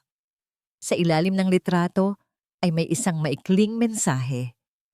Don't disturb his vacation. He deserves to rest. Ang huling pag-asa sa loob ko ay namatay. Ang maliit na hibla ng paniniwala na baka sakaling may natitira pa siyang katiting na pagmamahal sa amin ay tuluyan ng naputol. Habang tinititigan ko ang litrato, isang doktor ang lumabas mula sa emergency room. Ang kanyang muka ay seryoso. Mrs. De La Cruz? Tumayo ako, nanginginig ang mga tuhod. Ako po, Doc. Kamusta po si Bea? We managed to stabilize her for now, paliwanag ng doktor. Pero kritikal ang kondisyon niya. The next 48 hours are crucial. Kailangan na talaga siyang maoperahan. Otherwise, her heart will give up. Kailangan ninyong makapag-deposit ng at least 500,000 piso para sa procedure at sa ICU. 500,000. Para sa akin, ang halagang iyon ay kasing imposible ng pag-abot sa buwan. Pero tiningnan ko ang pinto ng ER. At naisip ko ang anak ko na nag-iisa sa loob. Hindi ako pwedeng sumuko. Lumabas ako ng ospital. Naglakad ako sa ilalim ng mga bituin. Ang aking isip ay tumatakbo. Pera. Kailangan ko ng pera. Pumunta ako sa pinakamalapit na pawn shop na bukas pa. Ang ilaw nito ay tila isang anunsyo ng desperasyon. Huminga ako ng malalim. Dahan-dahan kong hinubad mula sa aking daliri ang nag-iisang alahas na pag-aari ko. Ang aking wedding ring, ang manipis na gintong singsing na 10 taon. Nang saksi sa lahat ng aking pagtitiis, ipinatong ko ito sa salaming counter. Ang kislap nito ay maputla sa ilalim ng fluorescent light. Magkano po ito? Tanong ko sa ahente. Tiningnan niya ito, sinuri at tinimbang. 5,000 pesos, ma'am. 5,000. Ang 10 taon ng aking buhay, ng aking pagmamahal, ng aking sakripisyo ay nagkakahalaga lamang ng 5,000 piso. Tinanggap ko ang pera nang walang kibo. Pagkatapos, sinangla ko ang luma kong cellphone. Ang hikaw na bigay ng nanay ko. Lahat ng may halaga ay ipinagpalit ko sa ilang piraso ng papel na pera. Nang mabilang ko ang lahat, kulang pa rin. Malayo pa rin sa 250,000. Naupo ako sa gilid ng kalsada, yakap ang aking sarili. Ang ingay ng gabi sa Maynila ay tila isang malungkot na kanta. Pakiramdam ko ay nasa dulo na ako ng mundo. Pagkatapos, tumingin ako sa kalangitan. Naalala ko ang mukha ni Bea. Ang kanyang nangiti, ang kanyang mga pangarap. Tumayo ako. Pinahid ko ang aking mga luha. Ang pagiging biktima ay tapos na. May isang paraan pa, isang mapanganib na paraan. Kinuha ko ang natitirang pera at sumakay ng taxi. Sa Makati po, sa opisina ng De La Cruz Foundation. Kung hindi ibibigay sa akin ni Severino ang pera, kukunin ko ito mula sa kanya. Mula sa pinakabuod ng kanyang imperyo ng kasinungalingan, ang charity gala na pinaghahandaan nila ay magaganap sa susunod na linggo. Iyon sana ang aking grand finale. Ngunit hindi na ako makapaghintay. Ang buhay ni Bea ay nakasalalay dito. Kailangan kong pabilisin ang plano. Ang gabing ito ay hindi na gabi ng pagluluksa. Ito na ang gabi ng paniningil. Ang mga ilaw ng Makati ay kumikinang sa labas ng bintana ng taxi. Isang konstelasyon ng mga artipisyal na bituin na simbolo ng kayamanan at kapangyarihan. Ngunit sa loob ng sasakyan, ang tanging ilaw na nakikita ko ay ang pula at asul na refleksyon ng mga traffic lights sa basang kalsada.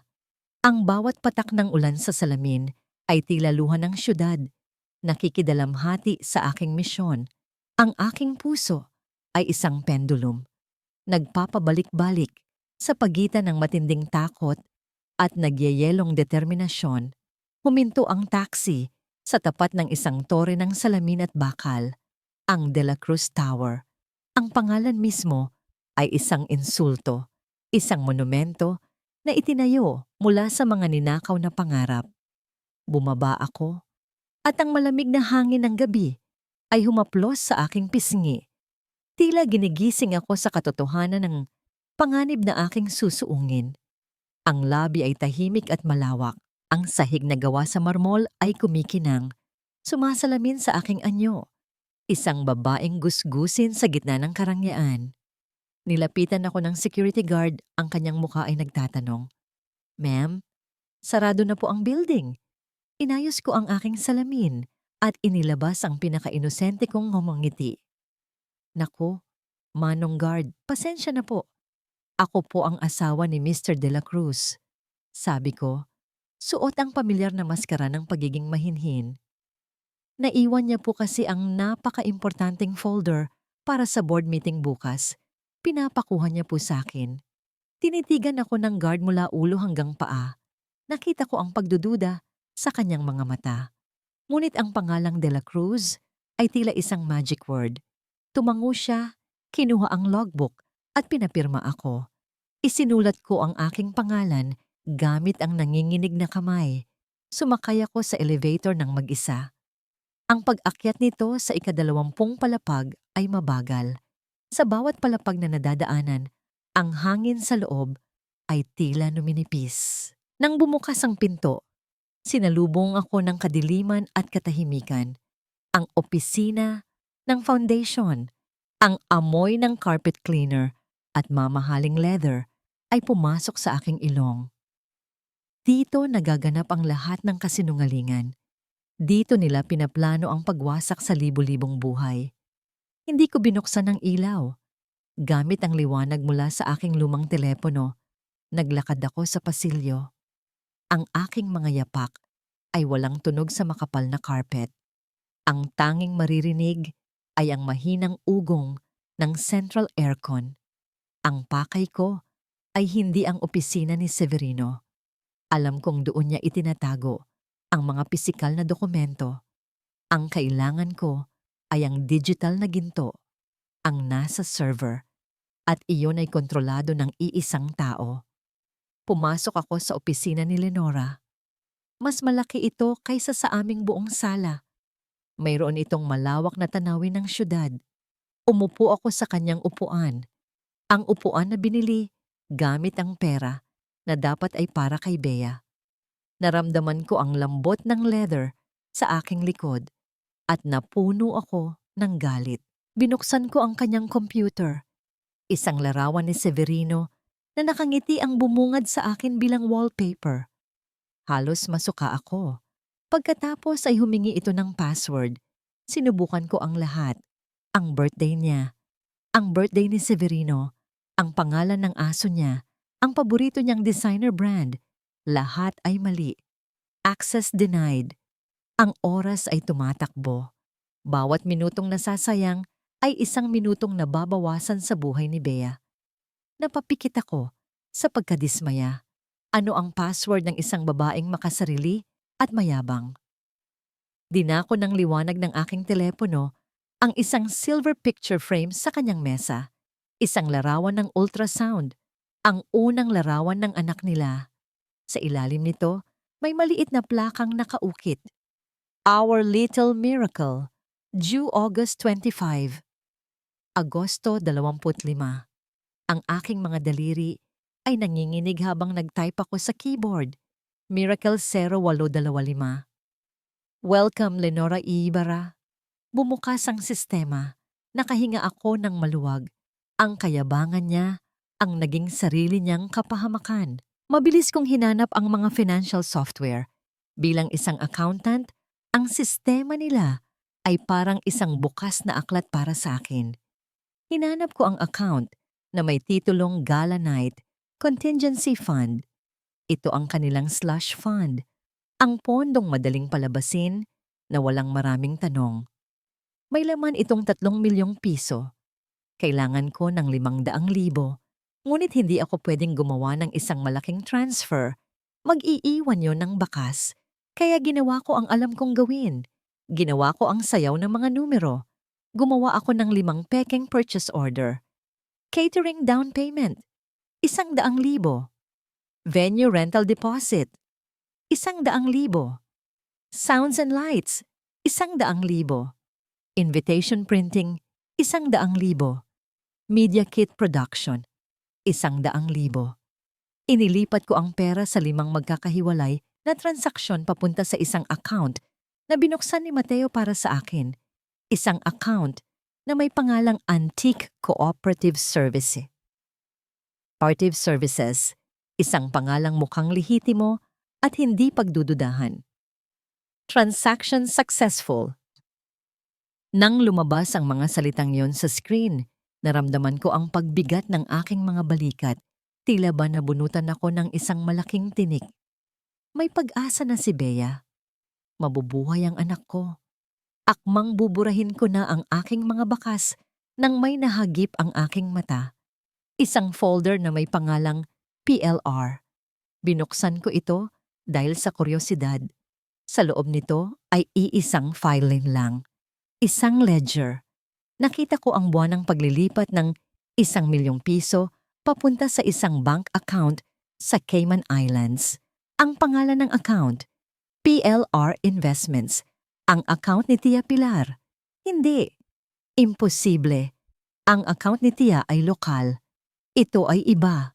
Ang PLR na ito. Sino ito? Ito na ba ang big boss na sinasabi ni Mateo? Habang tinititigan ko ang mga numero, isang maliit na bintana ang biglang lumitaw sa gilid ng screen. Isang instant messaging application na hindi ko binuksan. Isang user na may pangalang I ang nag-type. User I is typing. Nanigas ako. Sino ito? Hindi ito si Severino. Hindi ito si Lenora. Pagkatapos, lumabas ang mensahe. 3 salita lang. 3 salita na nagpatigil sa pagtibok ng aking puso. Nanonood kami sa'yo. We are watching you. Kasabay nito, narinig ko ang mahinang paggalaw ng mekanismo sa pinto ng opisina. Isang tunog ng susi na ipinapasok sa seradura. May tao sa labas at papasok sila. Ang tunog ng susi sa seradura ay tila isang putok ng baril sa nakabibinging katahimikan. Nanigas ang aking buong katawan. Ang aking mga mata ay nakapako sa pinto. Ang mensahe sa screen ay kumukurap pa rin. Isang digital na multo na nagsasabing, nanonood kami sa'yo. Nahuli na ba ako? Ito na ba ang katapusan? Ang aking isip ay sumisigaw na tumakbo, magtago sa ilalim ng mesa. Ngunit ang aking mga paa ay tila mga ugat na bumaon sa sahig. Pinikit ko ang aking mga mata.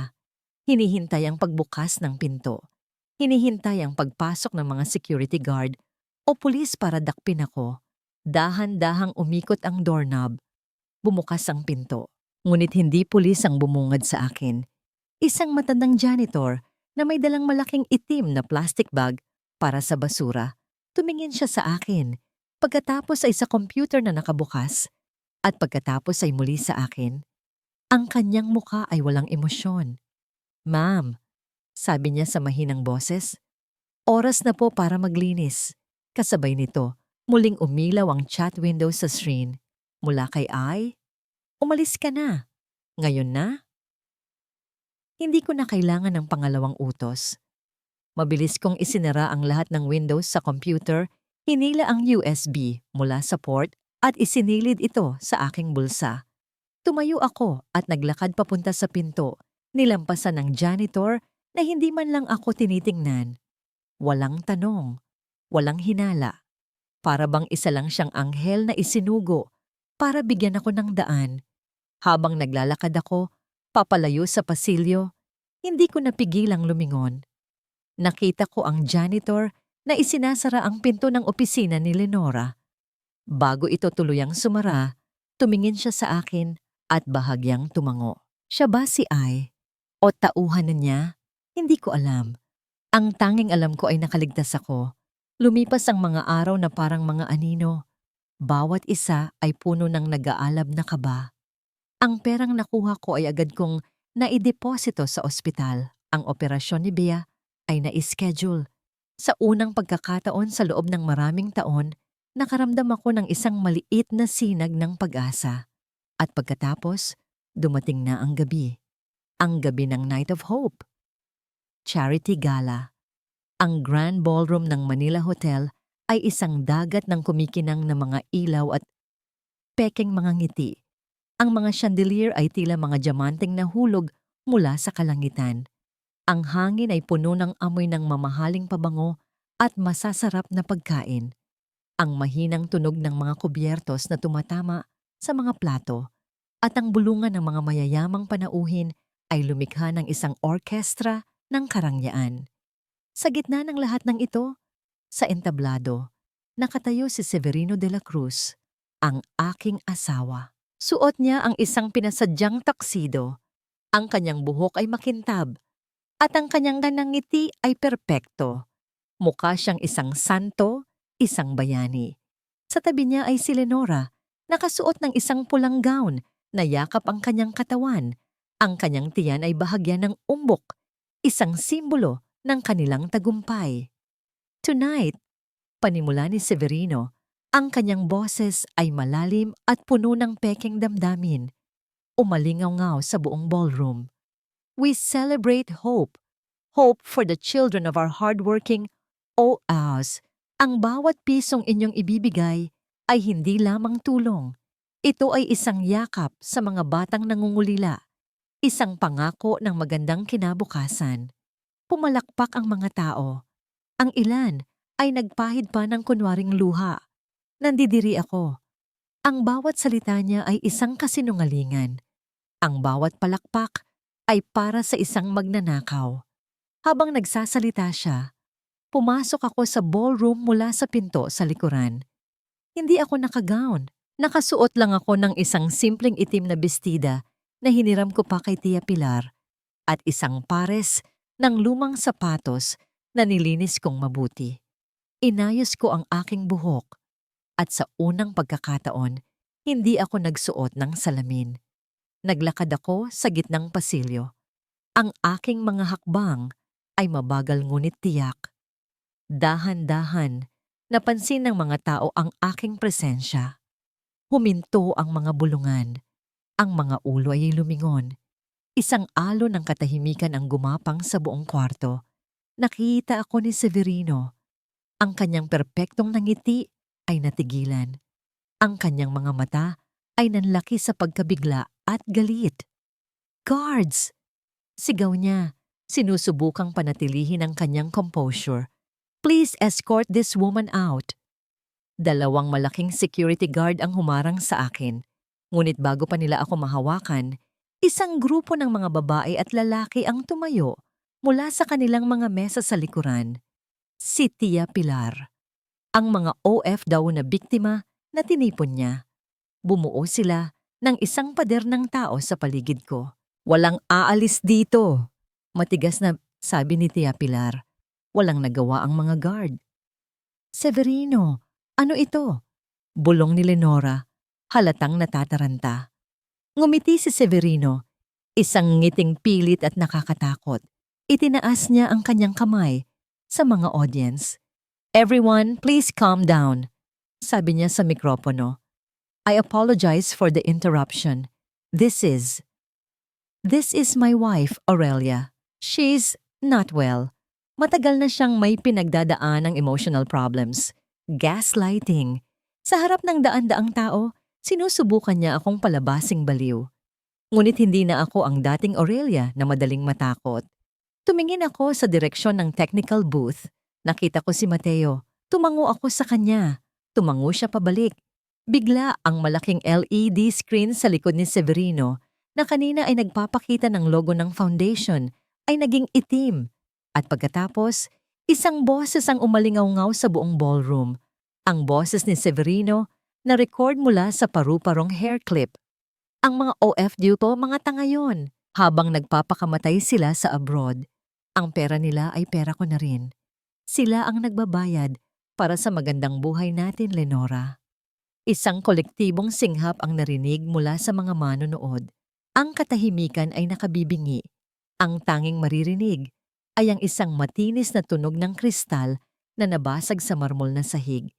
Isang babae ang nakabitaw sa kanyang kopita ng we. Ang mukha ni Severino ay namutla, kasing puti ng mantel sa mga mesa. Tumingin siya sa screen pagkatapos ay sa akin. Ang kanyang mga mata ay puno ng purong pagkamuhi. Si Lenora ay dahan-dahang umatras palayo sa kanya. Tila ba may ketong si Severino. Naglakad ako papunta sa entablado. Bawat hakbang ko ay mabigat sa kahulugan. Kinuha ko ang mikropono mula sa stand sa tabi niya. Ang kanyang kamay ay nanginginig. Hindi na niya ito kayang hawakan. Inilapit ko ang mikropono sa aking bibig. Tiningnan ko siya sa mata. "Tama ka, Severino," sabi ko. Ang boses ko ay mahinahon, ngunit tumatagos sa buto. May sakit ako. Sakit sa puso. Dahil sa 10 taon na pagtitiwala sa isang halimaw na tulad mo. Hindi na niya napigilan ang sarili. Ang maskara ng pagiging santo ay tuluyan ng nabakbak. Ang natira ay ang tunay na demonyo sa loob. Sumigaw siya, isang sigaw na hindi na salita, kundi purong galit ng isang hayop na nasukol. Sa harap ng daan-daang kamera ng media, sa harap ng lahat ng kanyang biktima, itinaas niya ang kanyang kamay. Ang kanyang kamao ay bumuo ng isang matigas na bato, handang dumapo sa aking mukha. Ang kamao ni Severino ay nanatiling nakabitin sa hangin, isang monumento ng kanyang huling sandali ng kapangyarihan. Ngunit bago pa ito bumagsak, isang kamay ang pumigil dito. Si Mateo, na bumaba na pala mula sa technical booth. Ang kanyang pagkakahawak ay mahigpit at matatag. "Tapos na ang palabas, Severino," malamig na sabi ni Mateo. Kasabay nito, bumukas ang lahat ng pinto ng ballroom. Pumasok ang mga pulis. Ang kanilang mga uniforme ay matingkad na asul sa gitna ng karangyaan ng gabi. Ang kanilang mga seryosong muka at mabilis na paghakbang ay nagdulot ng gulat at kaguluhan sa mga panauhin. "Severino de la Cruz na nabi," sabi ng isang police major. Ang boses niya ay malakas at may awtoridad. "Inaaresto ka namin para sa kasong large-scale estafa, syndicated estafa, at attempted physical injury." Ang reaksyon sa ballroom ay parang isang pagsabog na walang tunog. Ang mga kamera ng media ay walang tigil sa pagkuha ng litrato. Ang mga cellphones ay itinaas, nagre-record ng bawat segundo ng kanyang pagbagsak. Ang mga bulungan ay naging sigawan. Ang pekeng paghanga ay naging tunay na galit. "Hindi! Bitiwan niyo ako!" Nagpupumigla si Severino. Ang kanyang mukha ay nababalot ng hindi makapaniwalang ekspresyon. "Hindi niyo alam kung sino ako. Pagsisisihan niyo ito." 2 pulis ang pumosas sa kanya. Ang tunog ng paglapat ng bakal sa kanyang mga pulso ay ang pinakamatamis na musikang narinig ko sa buong buhay ko. Habang kinakaladkad siya palabas, ang mga biktima na kanina ay tahimik lang ay nagsimulang kumilos. Isang matandang babae na nawalan ng ipon para sa dialysis ang naghagis ng kanyang tinapay sa mukha ni Severino, isang lalaki ang dumura sa sahig na kanyang dinadaanan. Ang kanilang mga mata ay nagliliyab sa galit na matagal nang kinimkim. Ang karma ay hindi na isang konsepto. Ito ay isang pisikal na puwersa na bumabalot ngayon sa kanya. Tumingin siya sa akin sa huling pagkakataon. Ang kanyang mga mata ay hindi na nagpapakita ng galit kundi ng pagkalito. Bakit, Aurelia? Bakit mo ito ginawa? Hindi ako sumagot. Tumalikod lang ako. Hindi na siya karapat-dapat sa kahit isang salita mula sa akin. Ang atensyon ko ay napunta kay Lenora. Sa gitna ng kaguluhan, sinubukan niyang tumakas. Gamit ang kanyang pulang gown, tumakbo siya papunta sa service exit. Bitbit ang kanyang mamahaling bag. Ngunit naghihintay na doon ang dalawang babaeng pulis. "Lenora Ibarra, kasama ka rin," sabi ng isang pulis. "Wala akong kasalanan." Pagtanggi niya, ang kanyang boses ay matinis sa takot. "Biktima lang din ako ni Severino." Ngumiti ako ng mapait. Kahit sa huli, ang ahas ay ahas pa rin. "Talaga ba?" sabi ko. Lumapit sa kanya habang hawak ang mikropono. "Kung ganoon, bakit mo sinubukang i-withdraw ang 3 milyong piso mula sa BDO account mo kaninang umaga lang, 1 oras matapos kong i-freeze ang account gamit ang special power of attorney na pinirmahan sa akin ni Severino?" Ipinakita ko sa lahat ang isang dokumento. Ang huling dokumento na pinirmahan niya sa akin na akala niya ay simpleng authorization lang. Nanlaki ang mga mata ni Lenora. "Paano?" "Lahat ng pera ng foundation ay naka-freeze na," paliwanag ko. "At ang lahat ng ari-arian na akala mo ay sayo na, ay nasa pangalan na ng isang trust fund. Ang Beatrice de la Cruz Trust Fund." Ang kanyang mukha ay nawalan ng kulay. Napahawak siya sa kanyang tiyan. Ang kanyang sandata, ang batang dinadala niya, ay naging inutil. Wala siyang makukuha. Wala siyang mamanahin, kundi ang kahihiyan. Habang dinadala na rin siya ng mga pulis, ang kanyang lakas ay biglang nawala. Napaluhod siya sa sahig, humahagulgol. Ang kanyang pulang gown ay kumalat sa marmol na sahig na parang dugo. Isang reyna na nawalan ng korona at kaharian. Nang mawala na sila, ang ballroom ay dahan-dahang napuno ng katahimikan. Ang mga mayayamang bisita ay isa-isang umalis. Ayaw madawit sa eskandalo. Ang natira na lang ay ang mga biktima, ang media, si Mateo, si Tia Pilar at ako. Lumapit sa akin si Tia Pilar at niyakap ako ng mahigpit. "Nagawa mo, Apo.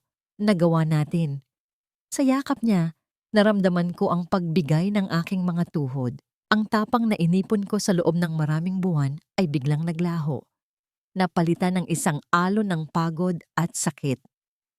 Umiyak ako. Hindi ito luha ng saya. Ito ay luha para sa 10 taon na nasayang. Luha para sa Aurelia na namatay. Luha para sa pamilyang hindi na muling mabubuo. Umiyak ako para sa lahat ng sakit, lahat ng sakripisyo, lahat ng gabing walang tulog. Habang nakayakap ako kay Tia, biglang umilaw ang telepono ko sa aking bulsa at gumawa ito ng mahinang panginginig. Isang tawag mula sa ospital. Nanlamig ang buong katawan ko. Ang operasyon. Si Bea. Nanginginig kong sinagot ang tawag. "Hello?" Ang boses ng doktor sa kabilang linya ay mababa at seryoso. "Mrs. De La Cruz, kailangan niyo pong pumunta dito ngayon na. Nagkaroon po ng komplikasyon ang operasyon ni Bea. Ang tagumpay na katatapos ko lang makamit ay biglang nawalan ng lasa. Ang hustisya na aking ipinaglaban ay tila isang hungkag na tropeyo. Dahil ano ang halaga ng pagwawagi sa laban kong sa huli, mawawala rin sa akin ang dahilan kung bakit ako lumaban." Binitawan ko ang telepono. Tumakbo ako palabas ng ballroom. Ang aking puso ay dumadagundong sa takot na mas matindi pa kaysa noong hinaharap ko si Severino.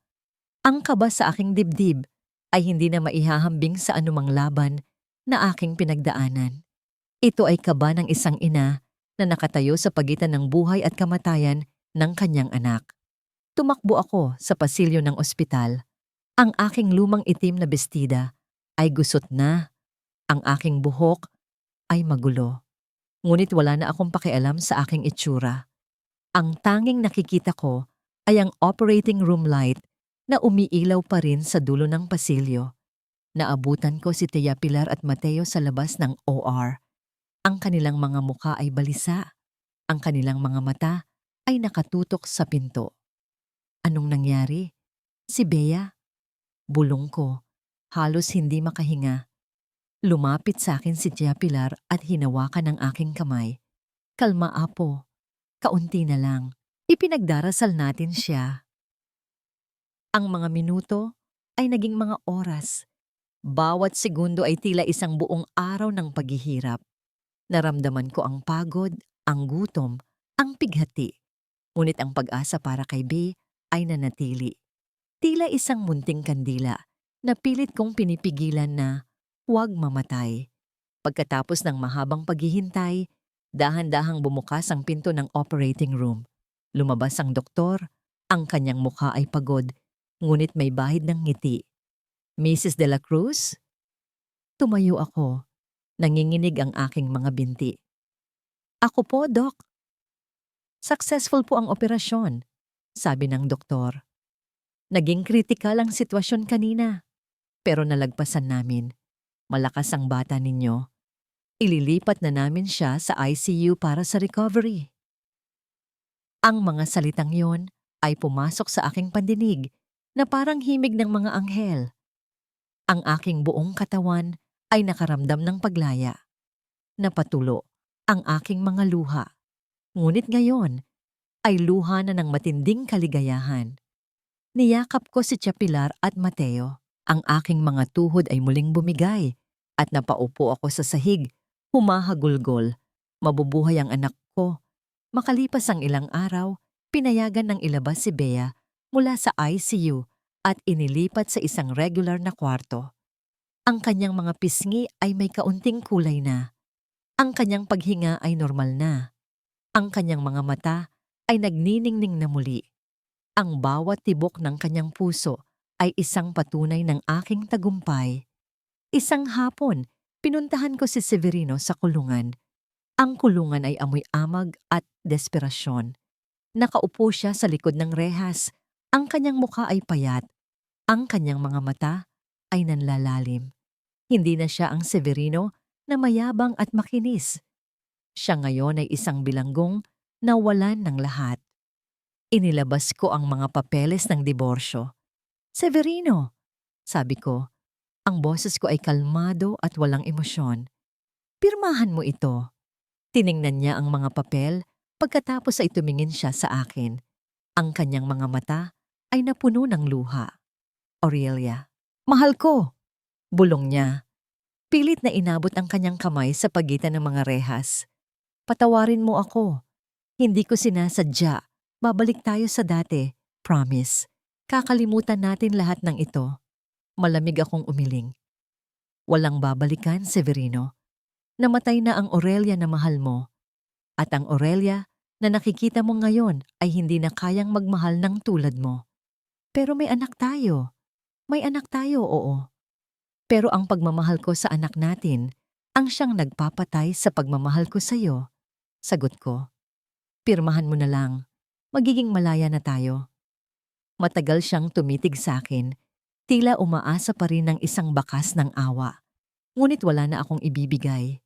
Ang aking puso ay naging bato na sa kanya. Dahan-dahan, kinuha niya ang ballpen at pinirmahan ang mga papel. Ang bawat guhit ng tinta ay nagpapalaya sa akin. Nang makalabas ako ng kulungan, naramdaman ko ang malamig na simoy ng hangin. Ito ay simoy ng kalayaan. Makalipas ang ilang linggo, dumating ang balita tungkol kay Lenora. Ipinanganak niya ang kanyang sanggol sa loob ng kulungan. Walang ama, walang asawa. Iniwan niya ang bata sa pangangalaga ng kanyang ina, na matagal na niyang kinalimutan. Ang kanyang pagdating sa mundo ay nababalot ng lungkot at kahihiyan. Kabaligtaran ng karangyaan na inaasahan niya. Ang aking bahay ay naibenta ko na. Hindi ko na gustong bumalik sa mga alaala ng sakit at pagdurusa. Gamit ang pera mula sa trust fund ni Bea at ang nalalabi sa aming mga ari-arian, bumili ako ng isang maliit na condo unit sa isang tahimik na lugar. Hindi ito marangya, ngunit malinis ito, maliwanag, at puno ng sariwang hangin. Isang araw, habang nakaupo kami sa balkonahe, kumakain ng ice cream, nagtanong si Bea, "Mama, bakit hindi na natin kailangan ng iisang ice cream?" Ngumiti ako. Ang nangingibabaw na init ng sikat ng araw sa aming balkonahe ay tila sumasama sa init sa aking puso. "Kasi anak," sabi ko, sabay abot sa kanya ng sarili niyang ice cream na may 2 scoop. "Ngayon, marami na tayong pagpipilian. At masarap ang magkaroon ng sarili mong ice cream. Masarap ang sariling kalayaan." Kumain si Bea at ang kanyang nangiti ay mas matamis pa kaysa sa ice cream. Ang kanyang mga mata ay kislap-kislap, puno ng buhay. Ang kanyang puso ay malakas na ngayon. Hindi na siya pumapayat dahil sa sakit. Tiningnan ko ang mga ulap na naglalayag sa asul na kalangitan. Ang aking kamay ay kusa nang napunta sa aking daliri, ang lugar kung saan dati nakalagay ang aking wedding ring. Ngunit wala na doon ang singsing. Ang natira ay ang puting marka sa balat. Isang marka na nagpapaalala sa akin ng nakaraan, ngunit isang marka rin na nagpapakita na ang sugat ay gumaling na. Hindi ko na kailangan ng singsing. Hindi ko na kailangan ng lalaki para makumpleto ako. Ang tunay kong kayamanan ay nasa tabi ko. Ang aking anak, na malusog at masaya. Ang tunay kong kapangyarihan ay nasa loob ko. Ang aking utak, ang aking tapang, ang aking pagmamahal bilang isang ina. "Mama!" tawag ni Bea, sabay yakap sa akin. Ang sarap ng ice cream, pero mas masarap pagkasama ka. Niyakap ko siya ng mahigpit. Ang kanyang init ay dumaloy sa aking katawan. Pinupuno ako ng pag-asa at pagmamahal. Ang bahay namin ngayon ay hindi na amoy luma, hindi na amoy takot. Amoy pag-asa ito, amoy kalayaan, amoy bagong simula. At sa wakas, payapa na ang aking puso. 3 taon. 3 taon ang lumipas mula ng gabing iyon sa Grand Ballroom. Ang mga sugat ay naghilom na, ngunit ang mga peklat ay nanatili. Isang permanenteng paalala ng digmaang pinagdaanan ko. Ngunit ang mga peklat na yon ay hindi na simbolo ng sakit, kundi ng aking tapang. Nakaupo ako ngayon sa aking opisina, isang malawak at maliwanag na espasyo sa isang modernong gusali sa Ortigas. Ang tanawin mula sa aking bintana ay ang nagmamadaling syudad. Ang mga tao ay abala sa kanilang mga buhay. Ngunit hindi na ako ang babaeng tahimik na nakatayo lang sa gilid at nagmamasid. Ngayon, ako si Aurelia Montelibano, ang CEO ng Bagong Araw Financial Empowerment for OFWs. Hindi na ako ginagawang dummy sa mga dokumento. Ako na ngayon ang pumipirma sa mga kontratang magpoprotekta sa libu-libong pamilya ng OFW mula sa mga Severino ng mundo. Ang aking accounting skills ay ginagamit ko na ngayon hindi para magbilang ng pera ng iba para sa pansariling luho, kundi para pangalagaan ang pinaghirapan ng mga kababayan natin. Ang aking lamesa ay puno ng mga proposal at ulat. Isa sa mga ito ay galing kay Mateo. Siya pa rin ang aking matalik na kaibigan at kasosyo sa advocacy. Madalas kaming magkita, nagpapalitan ng mga ideya. Ang aming relasyon ay nanatiling malinis, isang paggalang sa pagitan ng dalawang kaluluwang dumaan sa apoy. May mga pagkakataong nahuhuli ko ang sarili kong hinahangaan ang kanyang talino at ang kanyang kabutihan, ngunit ang pag-ibig na hinahanap ko ay hindi na mula sa isang tao. Ito ay mula sa aking sarili at sa aking anak. Isang hapon, nakatanggap ako ng balita. Si Severino, na nakakulong sa munting lupa, ay tumanda ng malaki. Ang kanyang dating malamodelo na anyo ay naglaho na. Ang kanyang buhok ay nagkaroon na ng uban. Ang kanyang balat ay kulubot at maputla. Hindi na siya ang President Severino na idinidiyos ng masa. Siya ay si Severino, ang bilanggo, ang sinungaling, ang magnanakaw, ang lalaking pinagtawanan ng buong bansa. Kahit sa kulungan, kinukutya siya ng mga kapwa niya bilanggo dahil sa kanyang kasalanan, ang pandaraya sa mga OFW ba sa mga taong umaasa. Ang kanyang kapalaran ay isang malaking paalala na hindi lahat ng kasalanan ay napapatawad. Ang hiya na kinakatakutan niya ay dumating sa kanya sa pinakamasakit na paraan. Si Lenora, pagkatapos niyang manganak, ay nawalan ng lahat. Ang kanyang anak ay nasa pangangalaga na ng kanyang ina na siyang nagpalaki sa kanya ng mag-isa. Ang kinang ng kanyang buhay ay lumamlam, napalitan ng dilim ng pagsisisi at paghihirap. Ang kanyang pagdating sa mundong ito na akala niya ay magiging isang yaman, ay naging isang sumpa na nagdala sa kanya sa pagkabilanggo. Ngunit ang pinakamahalaga sa akin ay si Bea. Malusog na siya ngayon. Ang kanyang puso ay malakas na at ang kanyang mga mata ay nagniningning na puno ng pag-asa. Siya ngayon ay isang masiglang batang babae, mahusay sa paaralan at puno ng mga pangarap. Ang bawat tawa niya, bawat laro niya, bawat yakap niya ay ang tunay kong yaman. Ang bawat tibok ng kanyang puso ay isang himno ng pasasalamat, isang patunay na ang aking pakikipaglaban ay hindi na sayang. Isang hapon, habang pauwi kami mula sa parke, biglang bumuhos ang malakas na ulan. Agad akong naglabas ng payong, handang protektahan si Bea. Ngunit hinila niya ang aking kamay. "Mama," sabi niya, sabay ngiti. "Huwag kang mag-alala. Ang ganda ng ulan." Tumingin ako sa kanya. Pagkatapos ay sa langit. Nag-ulan nga. Ngunit hindi na ako nakaramdam ng lungkot. Hindi na ako natakot sa pagkabasa. Dahil alam kong may matatag akong bubong na masisilungan at may malakas akong anak na kasama. Hinimay ko ang aking mga daliri sa kanyang buhok. Ang kanyang lambot ay nagdulot ng kapayapaan sa akin. Hindi ako naghahanap ng bagong pag-ibig. Hindi ko hinayaan na muling kontrolin ng sino mang lalaki ang aking buhay. Ang aking paggaling ay hindi nagmula sa ibang tao, kundi sa aking sariling lakas. Ang aking kaligayahan ay hindi nakasalalay sa isang singsing, kundi sa pagtawa ng aking anak at sa pagtupad ng aking misyon. Ang aking puso ay payapa na.